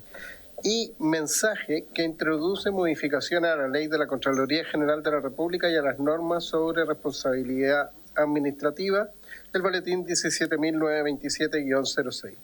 Respecto de este proyecto de ley, ha sido invitada la ministra secretaria general de la Presidencia, la señora Macarena Lobos, quien está acá. Le doy las buenas tardes. Muchas gracias por estar presente. Y, señor secretario, vamos a continuar con la votación en particular. Gracias, presidente. En la sesión de hoy corresponde retomar la discusión y votación en particular, la página 14 del comparado correspondiente al actual artículo 21b de la ley de la Contraloría. Respecto de ese artículo, está por una parte el texto propuesto por la moción del diputado Miguel Mellado, que incorpora una frase final al artículo 21b, y por otro lado están las indicaciones números 5 y 6, páginas 14 y 15 del comparado, una de la diputada señora Giovanna Ahumada y don Cristian Tapia para reemplazar el artículo 21b, y otra de los diputados Fuenzalía y José Carlos Mesa para reemplazar el texto propuesto por la moción. Espéreme un poquito. Para los diputados y diputadas, ministra, que no pueden ver el comparado, hay que cerrar la sesión, volver a actualizar el sistema y se va a ver el comparado. Si es que no lo logran solucionar, llamamos a informática inmediatamente para poder ver en el sistema el comparado. ¿Sí? ¿Ya lo pudieron ver todos los diputados y diputadas? ¿Sí? ¿Sí? ¿Ministra? ¿Sí? Tiene la palabra. Muchas gracias, presidente. Por su intermedio, saludar a las diputadas y diputados integrantes de la Comisión de Gobierno, a la Secretaría, a los asesores. Tal como lo planteaba el secretario, nos toca pronunciarnos sobre las modificaciones planteadas por indicaciones parlamentarias al artículo 21b. El Ejecutivo en esta materia, tal como lo deja explicitado en el mensaje del proyecto de ley, considera que una de las piedras angulares del control de la Contraloría General de la República es hacer un control de legalidad alejado del control de mérito. Eso ha sido lo que ha constituido y preconstituido la realidad, porque el control de mérito, ¿no es cierto?, corresponde, y de oportunidad corresponde, de acuerdo a la propia ley de bases, a la administración. Y creemos que esta separación es vital para que efectivamente pueda, ¿no es cierto?, la Contraloría General de la República cumplir con independencia la labor que le corresponde. Y esa perspectiva, el Ejecutivo no está de acuerdo con las indicaciones presentadas, porque creemos que transgrede, digamos, o socava, o es el principio, digamos, de poder romper esa división tan importante que ha sido la que le ha dado sustrato, ¿no es cierto?, desde la norma constitucional, complementada por la norma de la ley de 10.336, respecto al rol que debe jugar la Contraloría, tal como lo manifestara, ¿no es cierto?, uno de los primeros contralores, como fue don Arturo Elwin, cuando planteó, digamos, esta división muy clara y categórica respecto al rol de la administración versus el rol que le corresponde al órgano contralor, que solo tiene que hacer un control de legalidad y no de mérito. Gracias, presidente. Gracias, ministra. Ofrezco la palabra. Si no hay palabras, votación. En votación. Se va a votar la página 14. La página del comparado, la página 14. Lo que, secretario, el artículo, sí. A ver, primero votaría yo, presidente, el texto de la moción, el numeral 2, la columna central. Claro. Sí, sí, ministra. Presidente, por su intermedio, efectivamente centré mi alocución respecto a la propuesta de la columna de la izquierda, de la derecha, relativa a la indicación de la diputada Giovanna Ahumada y Cristian Tapia, que tiene que ver, ¿no es cierto?, con el tema de mérito y oportunidad. Está también la de la columna central del diputado Mellado, por su intermedio, presidente, que tiene que ver con el tema del principio de probidad y transparencia. Nosotros conversamos en su minuto cuando hicimos la propuesta original, de que en realidad la Contraloría General de la República ya tiene competencias en materia de probidad y transparencia que se complementan, ¿no es cierto?, tanto con las de la Comisión de Integridad y la Transparencia Pública, que es la comisión que asesora al Presidente de la República a través del Ministerio de Secretaría General de la Presidencia, y el propio Consejo de la Transparencia, que son, ¿no es cierto?, competencias que confluyen en garantizar, ¿no es cierto?, este principio, y tal como lo hemos hecho en la Estrategia Nacional de Integridad Pública, hemos trabajado de manera colaborativa todos los órganos al alero, ¿no es cierto?, también de la UNCA, la Alianza de Anticorrupción, que reúne a otros órganos públicos. Desde esa perspectiva, nos parece que no es necesario la indicación propuesta por su intermedio presidente, por el diputado Mellado, toda vez que al establecer este principio podría sembrarse la duda respecto de que la Contraloría no habría tenido hasta ahora, ¿no es cierto?, competencias en materia de probidad y transparencia, que ha venido ejerciendo sin ningún tipo de problemas hasta la fecha, y por tanto nos parece además que este artículo, que como decía, que es el artículo 21, que delimita de manera clara y precisa cuál es el ámbito competencial de la Contraloría, es mejor mantenerlo como ha estado desde su origen, siendo consistente con la norma constitucional. Sí. Ya. Primero en la columna derecha, la indicación número 5, que reemplaza el artículo 21b y que justamente incorpora el tema del control de mérito, que fue el aspecto más criticado por el Ejecutivo. Entonces, en votación, la indicación número 5 sí, de la diputada Giovanna Humá y el diputado Cristian Tapia. Eso vamos a votar. ¿Ya? Vamos a votar la indicación número 5 de la diputada Giovanna Humá y el diputado Cristian Tapia, que modifica el artículo 21b. Lo reemplaza en realidad. ¿Ya? En votación.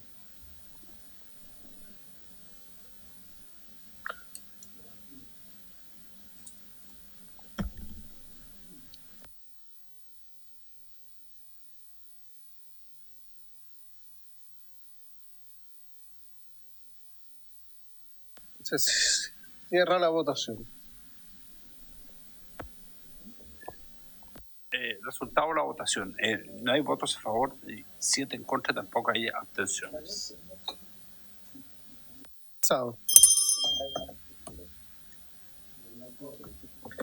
Pasamos a la siguiente, entonces. Señor secretario.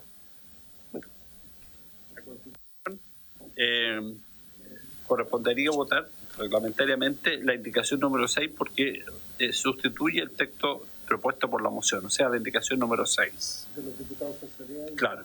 Y propone reemplazar el texto de la moción por el siguiente: con toda la Contraloría General de la República le corresponde velar por el pleno respeto del principio de probidad administrativa, de acuerdo con las atribuciones que le confieran la Constitución y las leyes.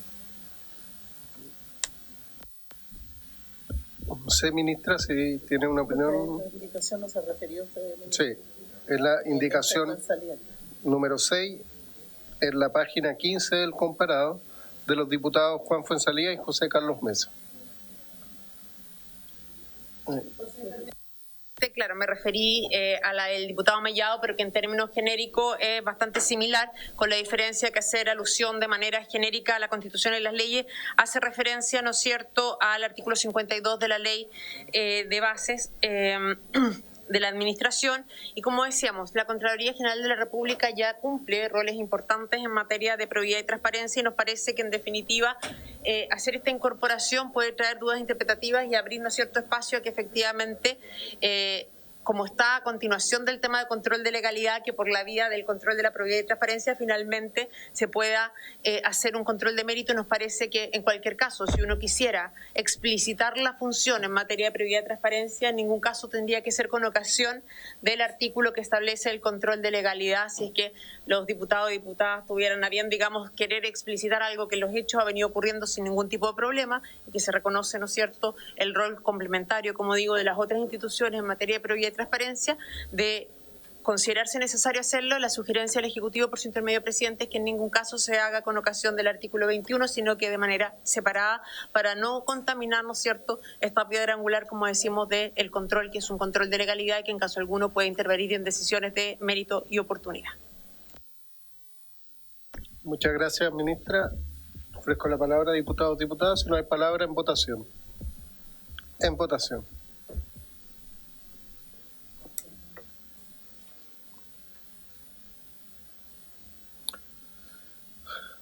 Votaron todos los diputados y diputadas. Se cierra la votación. 0 a favor, 7 en contra y no hay abstenciones. Rechazada.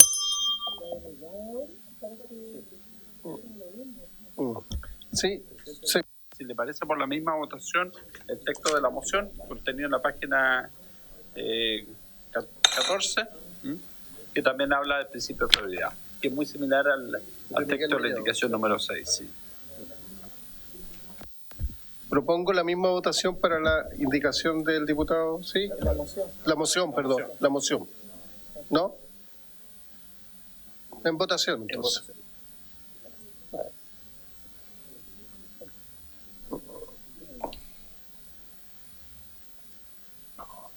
En votación. Sí.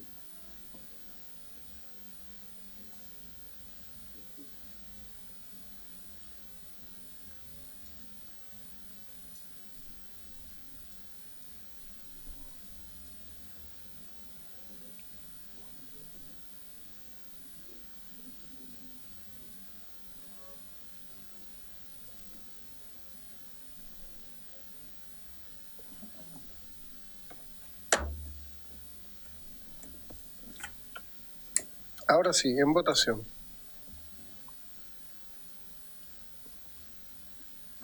¿Votaron todos los diputados y diputadas? Se cierra la votación.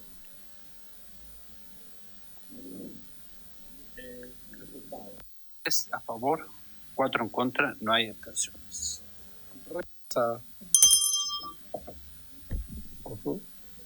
Señor secretario.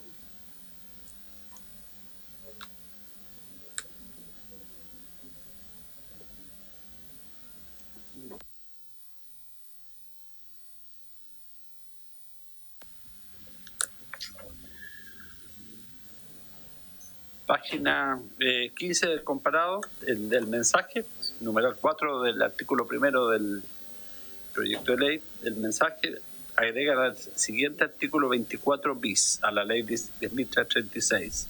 La Contraloría General de la República contará con un centro de estudios de la Administración del Estado con la finalidad de contribuir a fortalecer la integridad pública y la buena administración a través de la formación y capacitación transversal de funcionarios, servidores de la Administración y a quienes determine el Contralor General mediante resolución, la que además establecerá su organización y funcionamiento.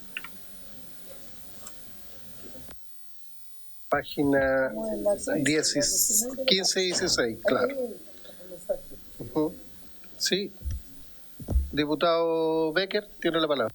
Sí, por su intermedio, la pregunta a la ministra en relación a que esto va a requerir recursos públicos, en qué forma se va a financiar, en cuánto se estiman los montos, porque aquí se está generando una nueva estructura interna dentro de la Contraloría, eso es lo que entendemos.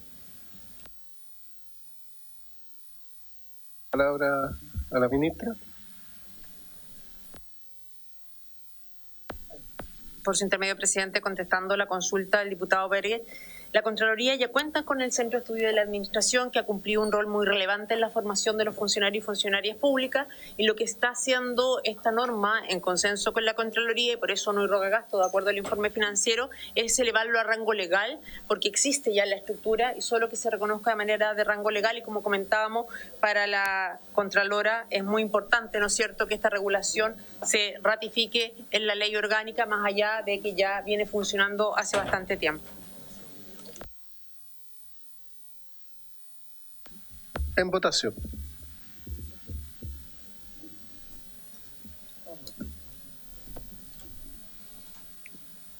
En votación, votaron todos los diputados y diputadas. Se cierra la votación.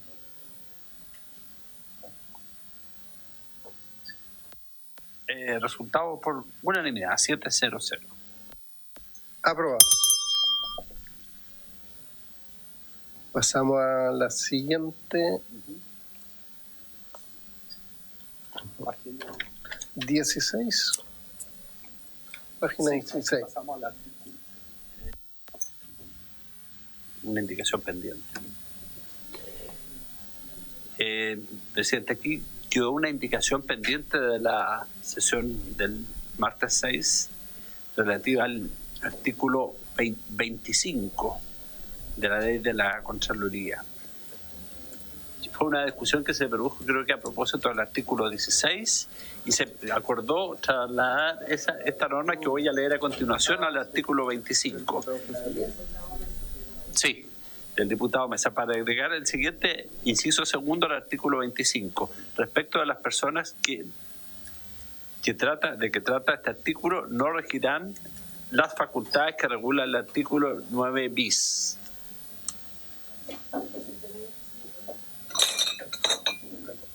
Ministra, tiene la palabra. Que efectivamente, como lo dice el secretario, tuvimos una discusión a raíz de la facultad que se le dan en el nuevo artículo 9 bis a la Contraloría General de la República para la posibilidad de poder acceder a las cuentas institucionales de los distintos servicios públicos para poder, ¿no es cierto?, tener una herramienta adicional para el cumplimiento de su función. Con ocasión de aquello, el diputado Mesa planteó la duda de qué ocurría, ¿no es cierto?, de que por esta vía pudiéramos llegar a las cuentas personales, cuestión que está totalmente alejada, y planteaba una indicación distinta en el marco de ese artículo 16 bis. Lo que planteamos que para no traer problemas, ¿no es cierto?, interpretativos que pudieran terminar en judicialización, incorporáramos aquello como inciso segundo del artículo 25, que es cuando da facultades a la Contraloría para poder, ¿no es cierto?, perseguir el tema de las transferencias al sector privado, de manera tal que se estableciera que respecto de ese control no opera la facultad concedida en el artículo 9 bis, no sé si era 9 o 16, ahora me entró la duda, para efectos de que efectivamente quedara totalmente claro que en esos casos el levantamiento del secreto bancario, cuando se trata de una persona en particular, se ajusta a las reglas generales y por tanto requiere autorización judicial. Ministra, ofrezco la palabra a diputados y diputadas. Sin la palabra, votamos la indicación. En votación.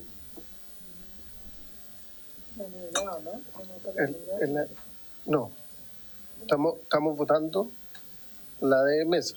Sí. Del diputado Mesa, que incorpora un inciso segundo al artículo 25. ¿Qué fue? ¿La de ella o no la de Mesa? No, del diputado Mesa. Sí, está aquí, es que se presentó durante la sesión, por eso no la ven ustedes en el comparado.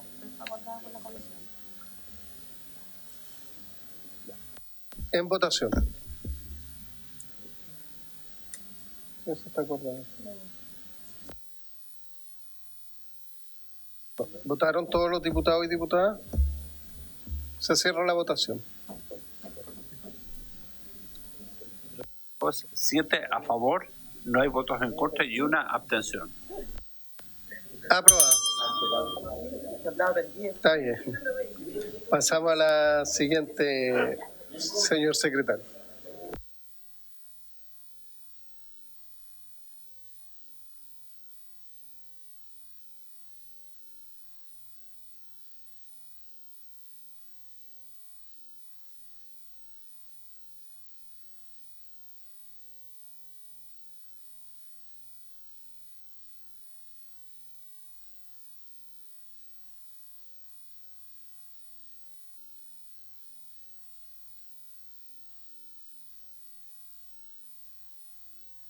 Que modificar los artículos 60 y 61 de la ley de la Contraloría, de manera que le agradecería de partida que si las puede firmar. Y yo después leo la indicación y el artículo correspondiente.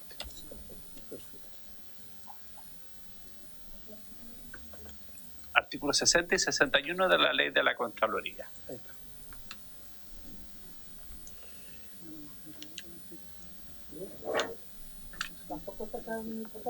No, porque se presentaron.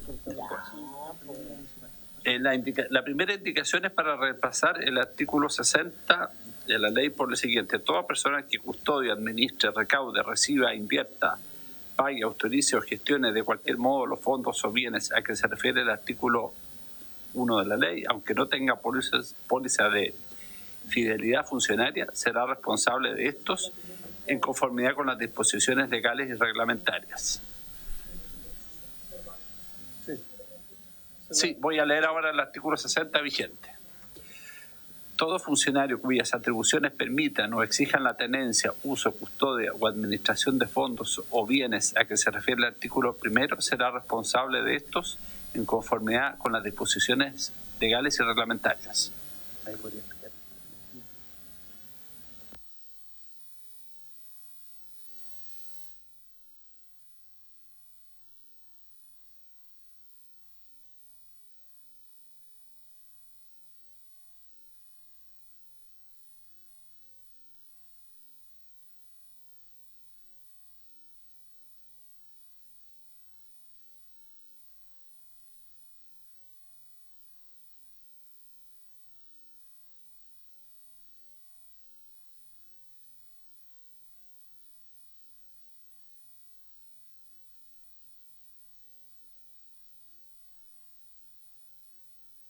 Vamos, para que los parlamentarios la tengan, la puedan leer, eso, vamos a pedir que se imprima, ¿ya?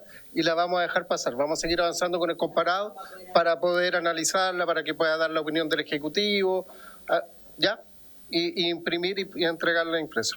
Así que la dejamos pendiente y pasamos al comparado. Secretario, tiene la palabra.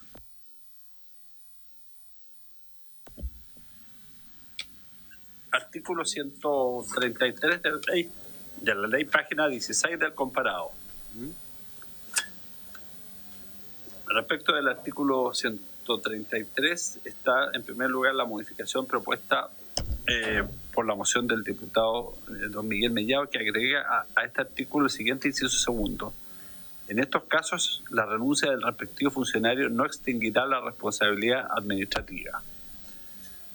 El artículo 133, inciso primero, se refiere a la facultad del Contralor o de otro funcionario que él designe para ordenar la instrucción de sumarios administrativos, suspender a los jefes de oficinas o de servicios y a los demás funcionarios y poner a los responsables a disposición de la justicia ordinaria. Respecto a esa norma, entonces, se agrega este breve inciso segundo, en el sentido de que la renuncia del respectivo funcionario no extinguirá la responsabilidad administrativa. Y respecto al mismo artículo 133, el mensaje propone también un inciso segundo del siguiente tenor. En los supuestos en que el sumario administrativo se inicie dentro de los 6 meses posteriores al cese de funciones de un funcionario, la Contraloría General de la República incoará dicho sumario y aplicará directamente la sanción en caso de corresponder. Y a mano derecha está la indicación número 7 de la diputada señora Denise Astudillo, que rebaja de 6 a 3 meses, digamos, el plazo de renuncia posterior. Funciona. Tiene la palabra. Muchas gracias, presidente. El tema de la responsabilidad administrativa, ¿no es cierto?, es una piedra angular dentro del derecho administrativo, y acá ha estado en el debate la posibilidad, ¿no es cierto?, de que, como conocemos hoy día, el Estatuto Administrativo establece que renunciado el funcionario se extingue de manera automática la responsabilidad. Lo que hace este proyecto de ley es reconocer la extensión de la responsabilidad administrativa, no más allá del cese del funcionario en sus funciones, hasta 6 meses siguientes. ¿Por qué 6 meses? Porque nos parece que es un plazo razonable, es el plazo que hoy día existe para el tema de la responsabilidad, la extinción también de la responsabilidad penal, y nos parece que es un tiempo razonable para poder incoar, ¿no es cierto?, y perseguir esa responsabilidad.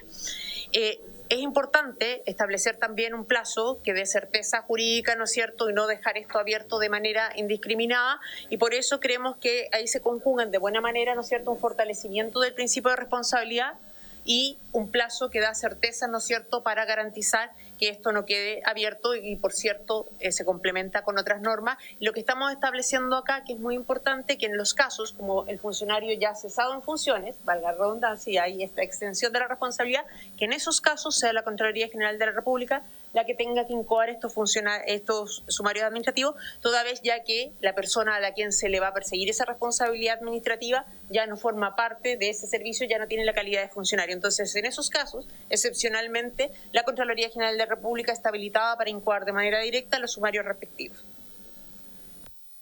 Gracias, ministra. En votación.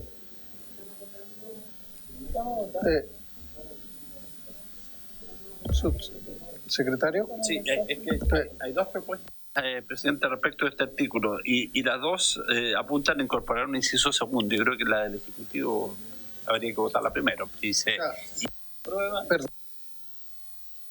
aprueba la propuesta del Ejecutivo, se entendería rechazada la del diputado Mellado, y después sí votarían aparte la indicación número 7 porque es complementaria. Claro. Entonces, sí, ministro, la palabra. Ministro. Intermedio, claro, me dediqué a hacer una descripción de la coherencia que tiene la norma, digamos, planteada por el Ejecutivo. Dentro de las indicaciones presentadas está la del boletín 16.721, ¿no es cierto? No indicación, sino que el boletín con el que se fusionó, ¿no es cierto?, en la columna del medio del comparado. Ahí nos parece importante, nosotros estamos en contra y por eso planteamos que la responsabilidad que debe ser perseguida por parte de la Contraloría es exclusivamente cuando el funcionario ya ha cesado en sus funciones y se trata de una persona que no pertenece a la administración. Como viene formulado en el boletín 17621 por su intermedio presidente, significaría que toda la responsabilidad, independiente si el funcionario sigue en funciones, la persiga directamente la Contraloría, alterando las reglas, ¿no es cierto?, de que efectivamente esa responsabilidad tiene que incoarse al interior del propio servicio y la Contraloría conoce solo con posterioridad, ¿no es cierto?, cuando hay una reclamación al respecto. Entonces, señor secretario, pasamos a votar ese mensaje. O sea, perdón, ¿sí? Sí, el mensaje, claro. Sí, votemos el mensaje que está en el... Sí. Página 17. Sí, vamos a votar el mensaje en votación. Sí, y así. Sí, este es el mensaje del Ejecutivo.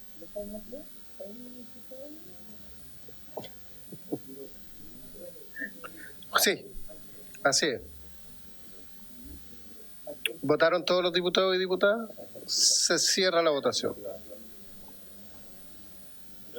Por unanimidad aprobado 800. Entonces, aprobado y por la misma votación se ha rechazada. Incompatible, claro. Y habría que votar ahora la indicación de la diputada Danitza Astudillo, que rebaja 3 meses, efectivamente. Entonces vamos a votar esa indicación ahora. De 6 a 3 meses. Ya. En votación. O no sé si la ministra quiere... Sí, se lo explicó en realidad, sí. Ya. Sí.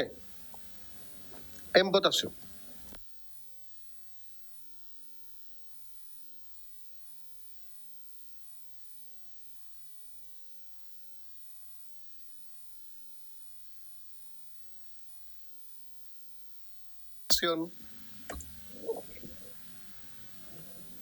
¿Votaron todos los diputados y diputadas? Se cierra la votación. El resultado es rechazada por unanimidad. Rechazada. Perfecto. Pasamos a la siguiente, secretaria. Sí, pero deje de su indicación. Que la estudien. Ah, ya, dejarla pendiente todo. Sí, dejémosla pendiente. No, sigamos avanzando con el comparado mejor. Ya.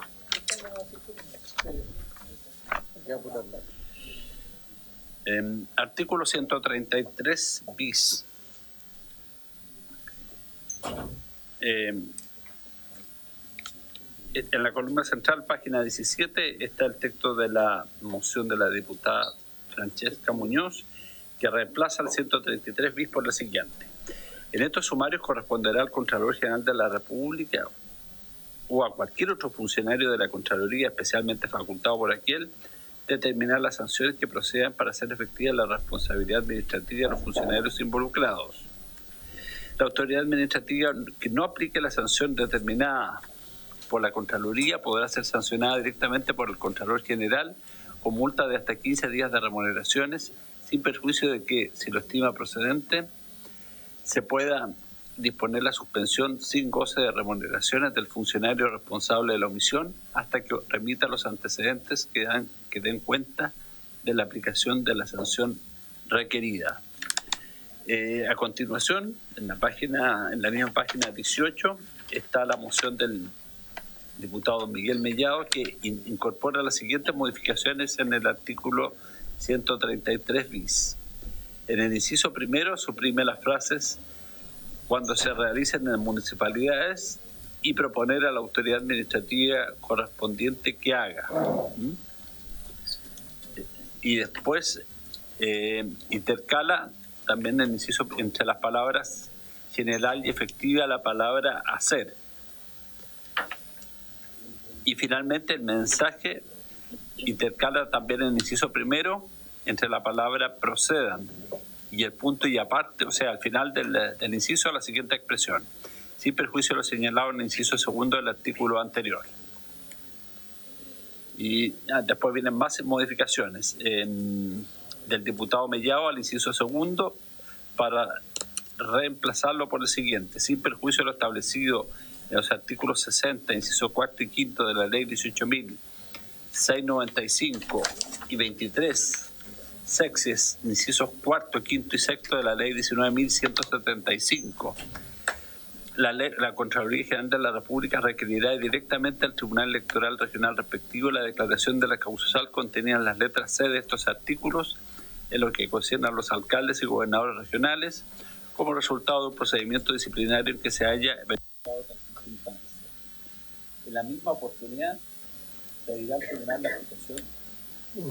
Tribunal la aplicación de alguna de las medidas disciplinarias dispuestas en las leyes números 18.834 sobre estatuto administrativo o 18.883 sobre estatuto administrativo para funcionarios municipales, según corresponda. Tiene la palabra, por favor. Intermedio. Aquí hay que separar un par de cosas porque hay distintos temas en discusión. En primer lugar, respecto a la última indicación que leía por su intermedio, presidente, el secretario, que tiene que ver, ¿no es cierto?, la posibilidad que el Contralor pueda ir directamente al TER para perseguir la responsabilidad, ya sea del alcalde o de los consejeros regionales. Nosotros, para hacerlo consistente, acogemos esa propuesta de las que formuló la Contralora General de la República, pero lo hacemos en las respectivas leyes orgánicas, es decir, la Ley Orgánica de Municipios y la Ley Orgánica de Gobiernos Regionales, para darle consistencia de cuando se contemplan, ¿no es cierto?, las causales de cesación de funciones cuando hay incumplimiento de deberes manifiesto que pueda requerir el TER y se regula el procedimiento respectivo. Cosa distinta son las otras dos indicaciones previas, presidente, por su intermedio, que dicen relación, van un poco en la línea de lo mismo que discutimos con ocasión del artículo anterior. Tienen por objeto alterar el régimen principal de responsabilidad y en la práctica deslocalizarlo de la institución en la cual el funcionario cumple funciones y llevarlo siempre a sede de Contraloría General de la República. El principio que nosotros hemos planteado como ejecutivo, la indicación que es de adecuación con lo planteado en el artículo anterior, tiene por lógica que la regla general se mantenga, es decir, cuando un funcionario está en funciones, valga la redundancia, corresponde que ese sumario administrativo y la responsabilidad se persiga en la locación institucional. Cosa distinta es aquellos que han cesado en funciones, que estamos haciendo extensiva la responsabilidad por 6 meses. En esos casos lo que corresponde es que la Contraloría incoe el sumario respectivo, es decir, corresponde que solo ejerza facultad de la Contraloría para incoar el sumario cuando se trata de exfuncionarios y no alterar el régimen general, que también supone, ¿no es cierto?, que en caso de alguna reclamación respecto al sumario que se hubiera realizado conforme a las normas estatutarias respectivas, por cierto, tienen derecho los funcionarios o funcionarias para recurrir que la Contraloría conozca de la legalidad de esos procedimientos sancionatorios.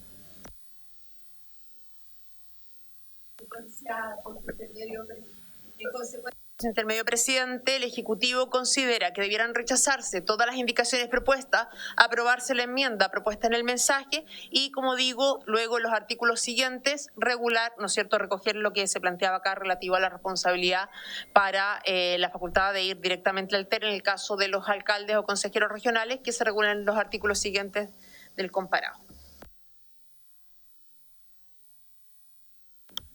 Señor secretario, procedemos a la votación.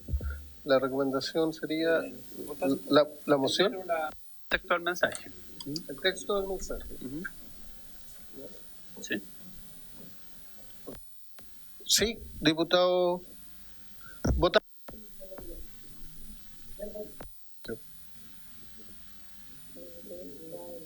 El mensaje. Vamos a votar el mensaje. En votación.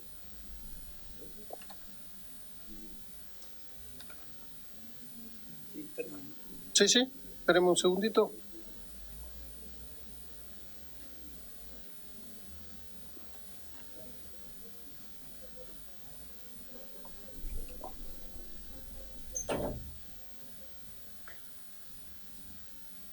Me avisa.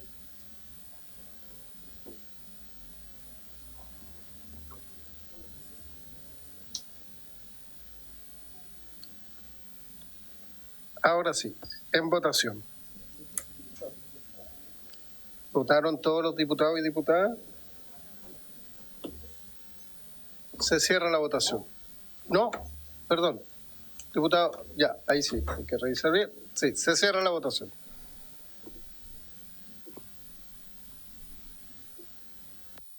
Resultado aprobado por unanimidad.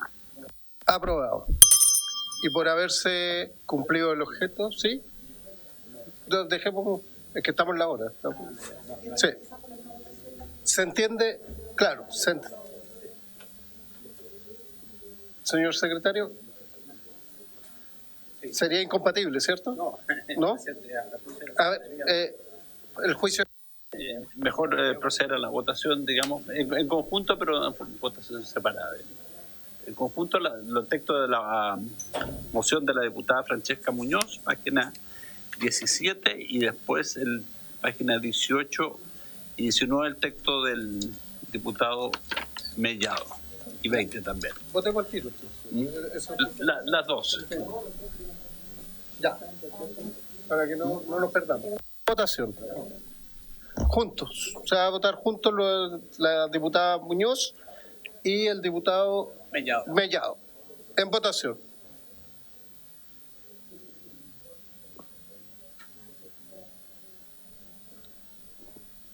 Y con esto se va.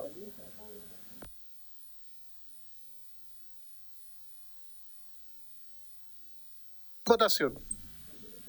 Los dos. No, una votación por los dos.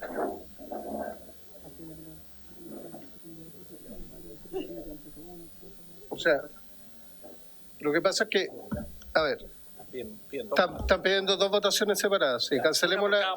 Sí. Una por cada moción. Perfecto. Ya estamos la hora, así que terminemos esta votación y... Extienda la sesión, presidente. Sí, voy a pedir extender 5 minutos para que... Menos, 3 minutos. ¿Sí? Ya. Se extienden 3 minutos la... Claro, ya están los 3 minutos tomados. Sí, votamos primero entonces la moción de Francesca Muñoz y después del diputado Mellado.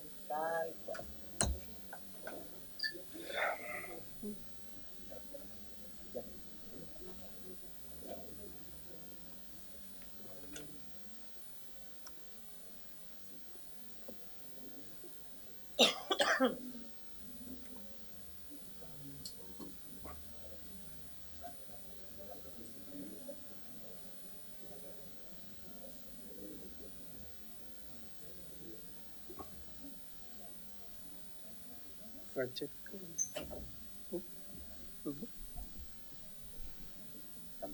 Ya. Ya. En votación la moción de la diputada Francesca Muñoz. ¿Vota Matías? En votación. ¿Votaron todos los diputados y diputadas? Se cierra la votación. Es 0 a favor, 8 en contra y ninguna abstención. Rechazada. Y ahora viene la del diputado Mellado. En votación.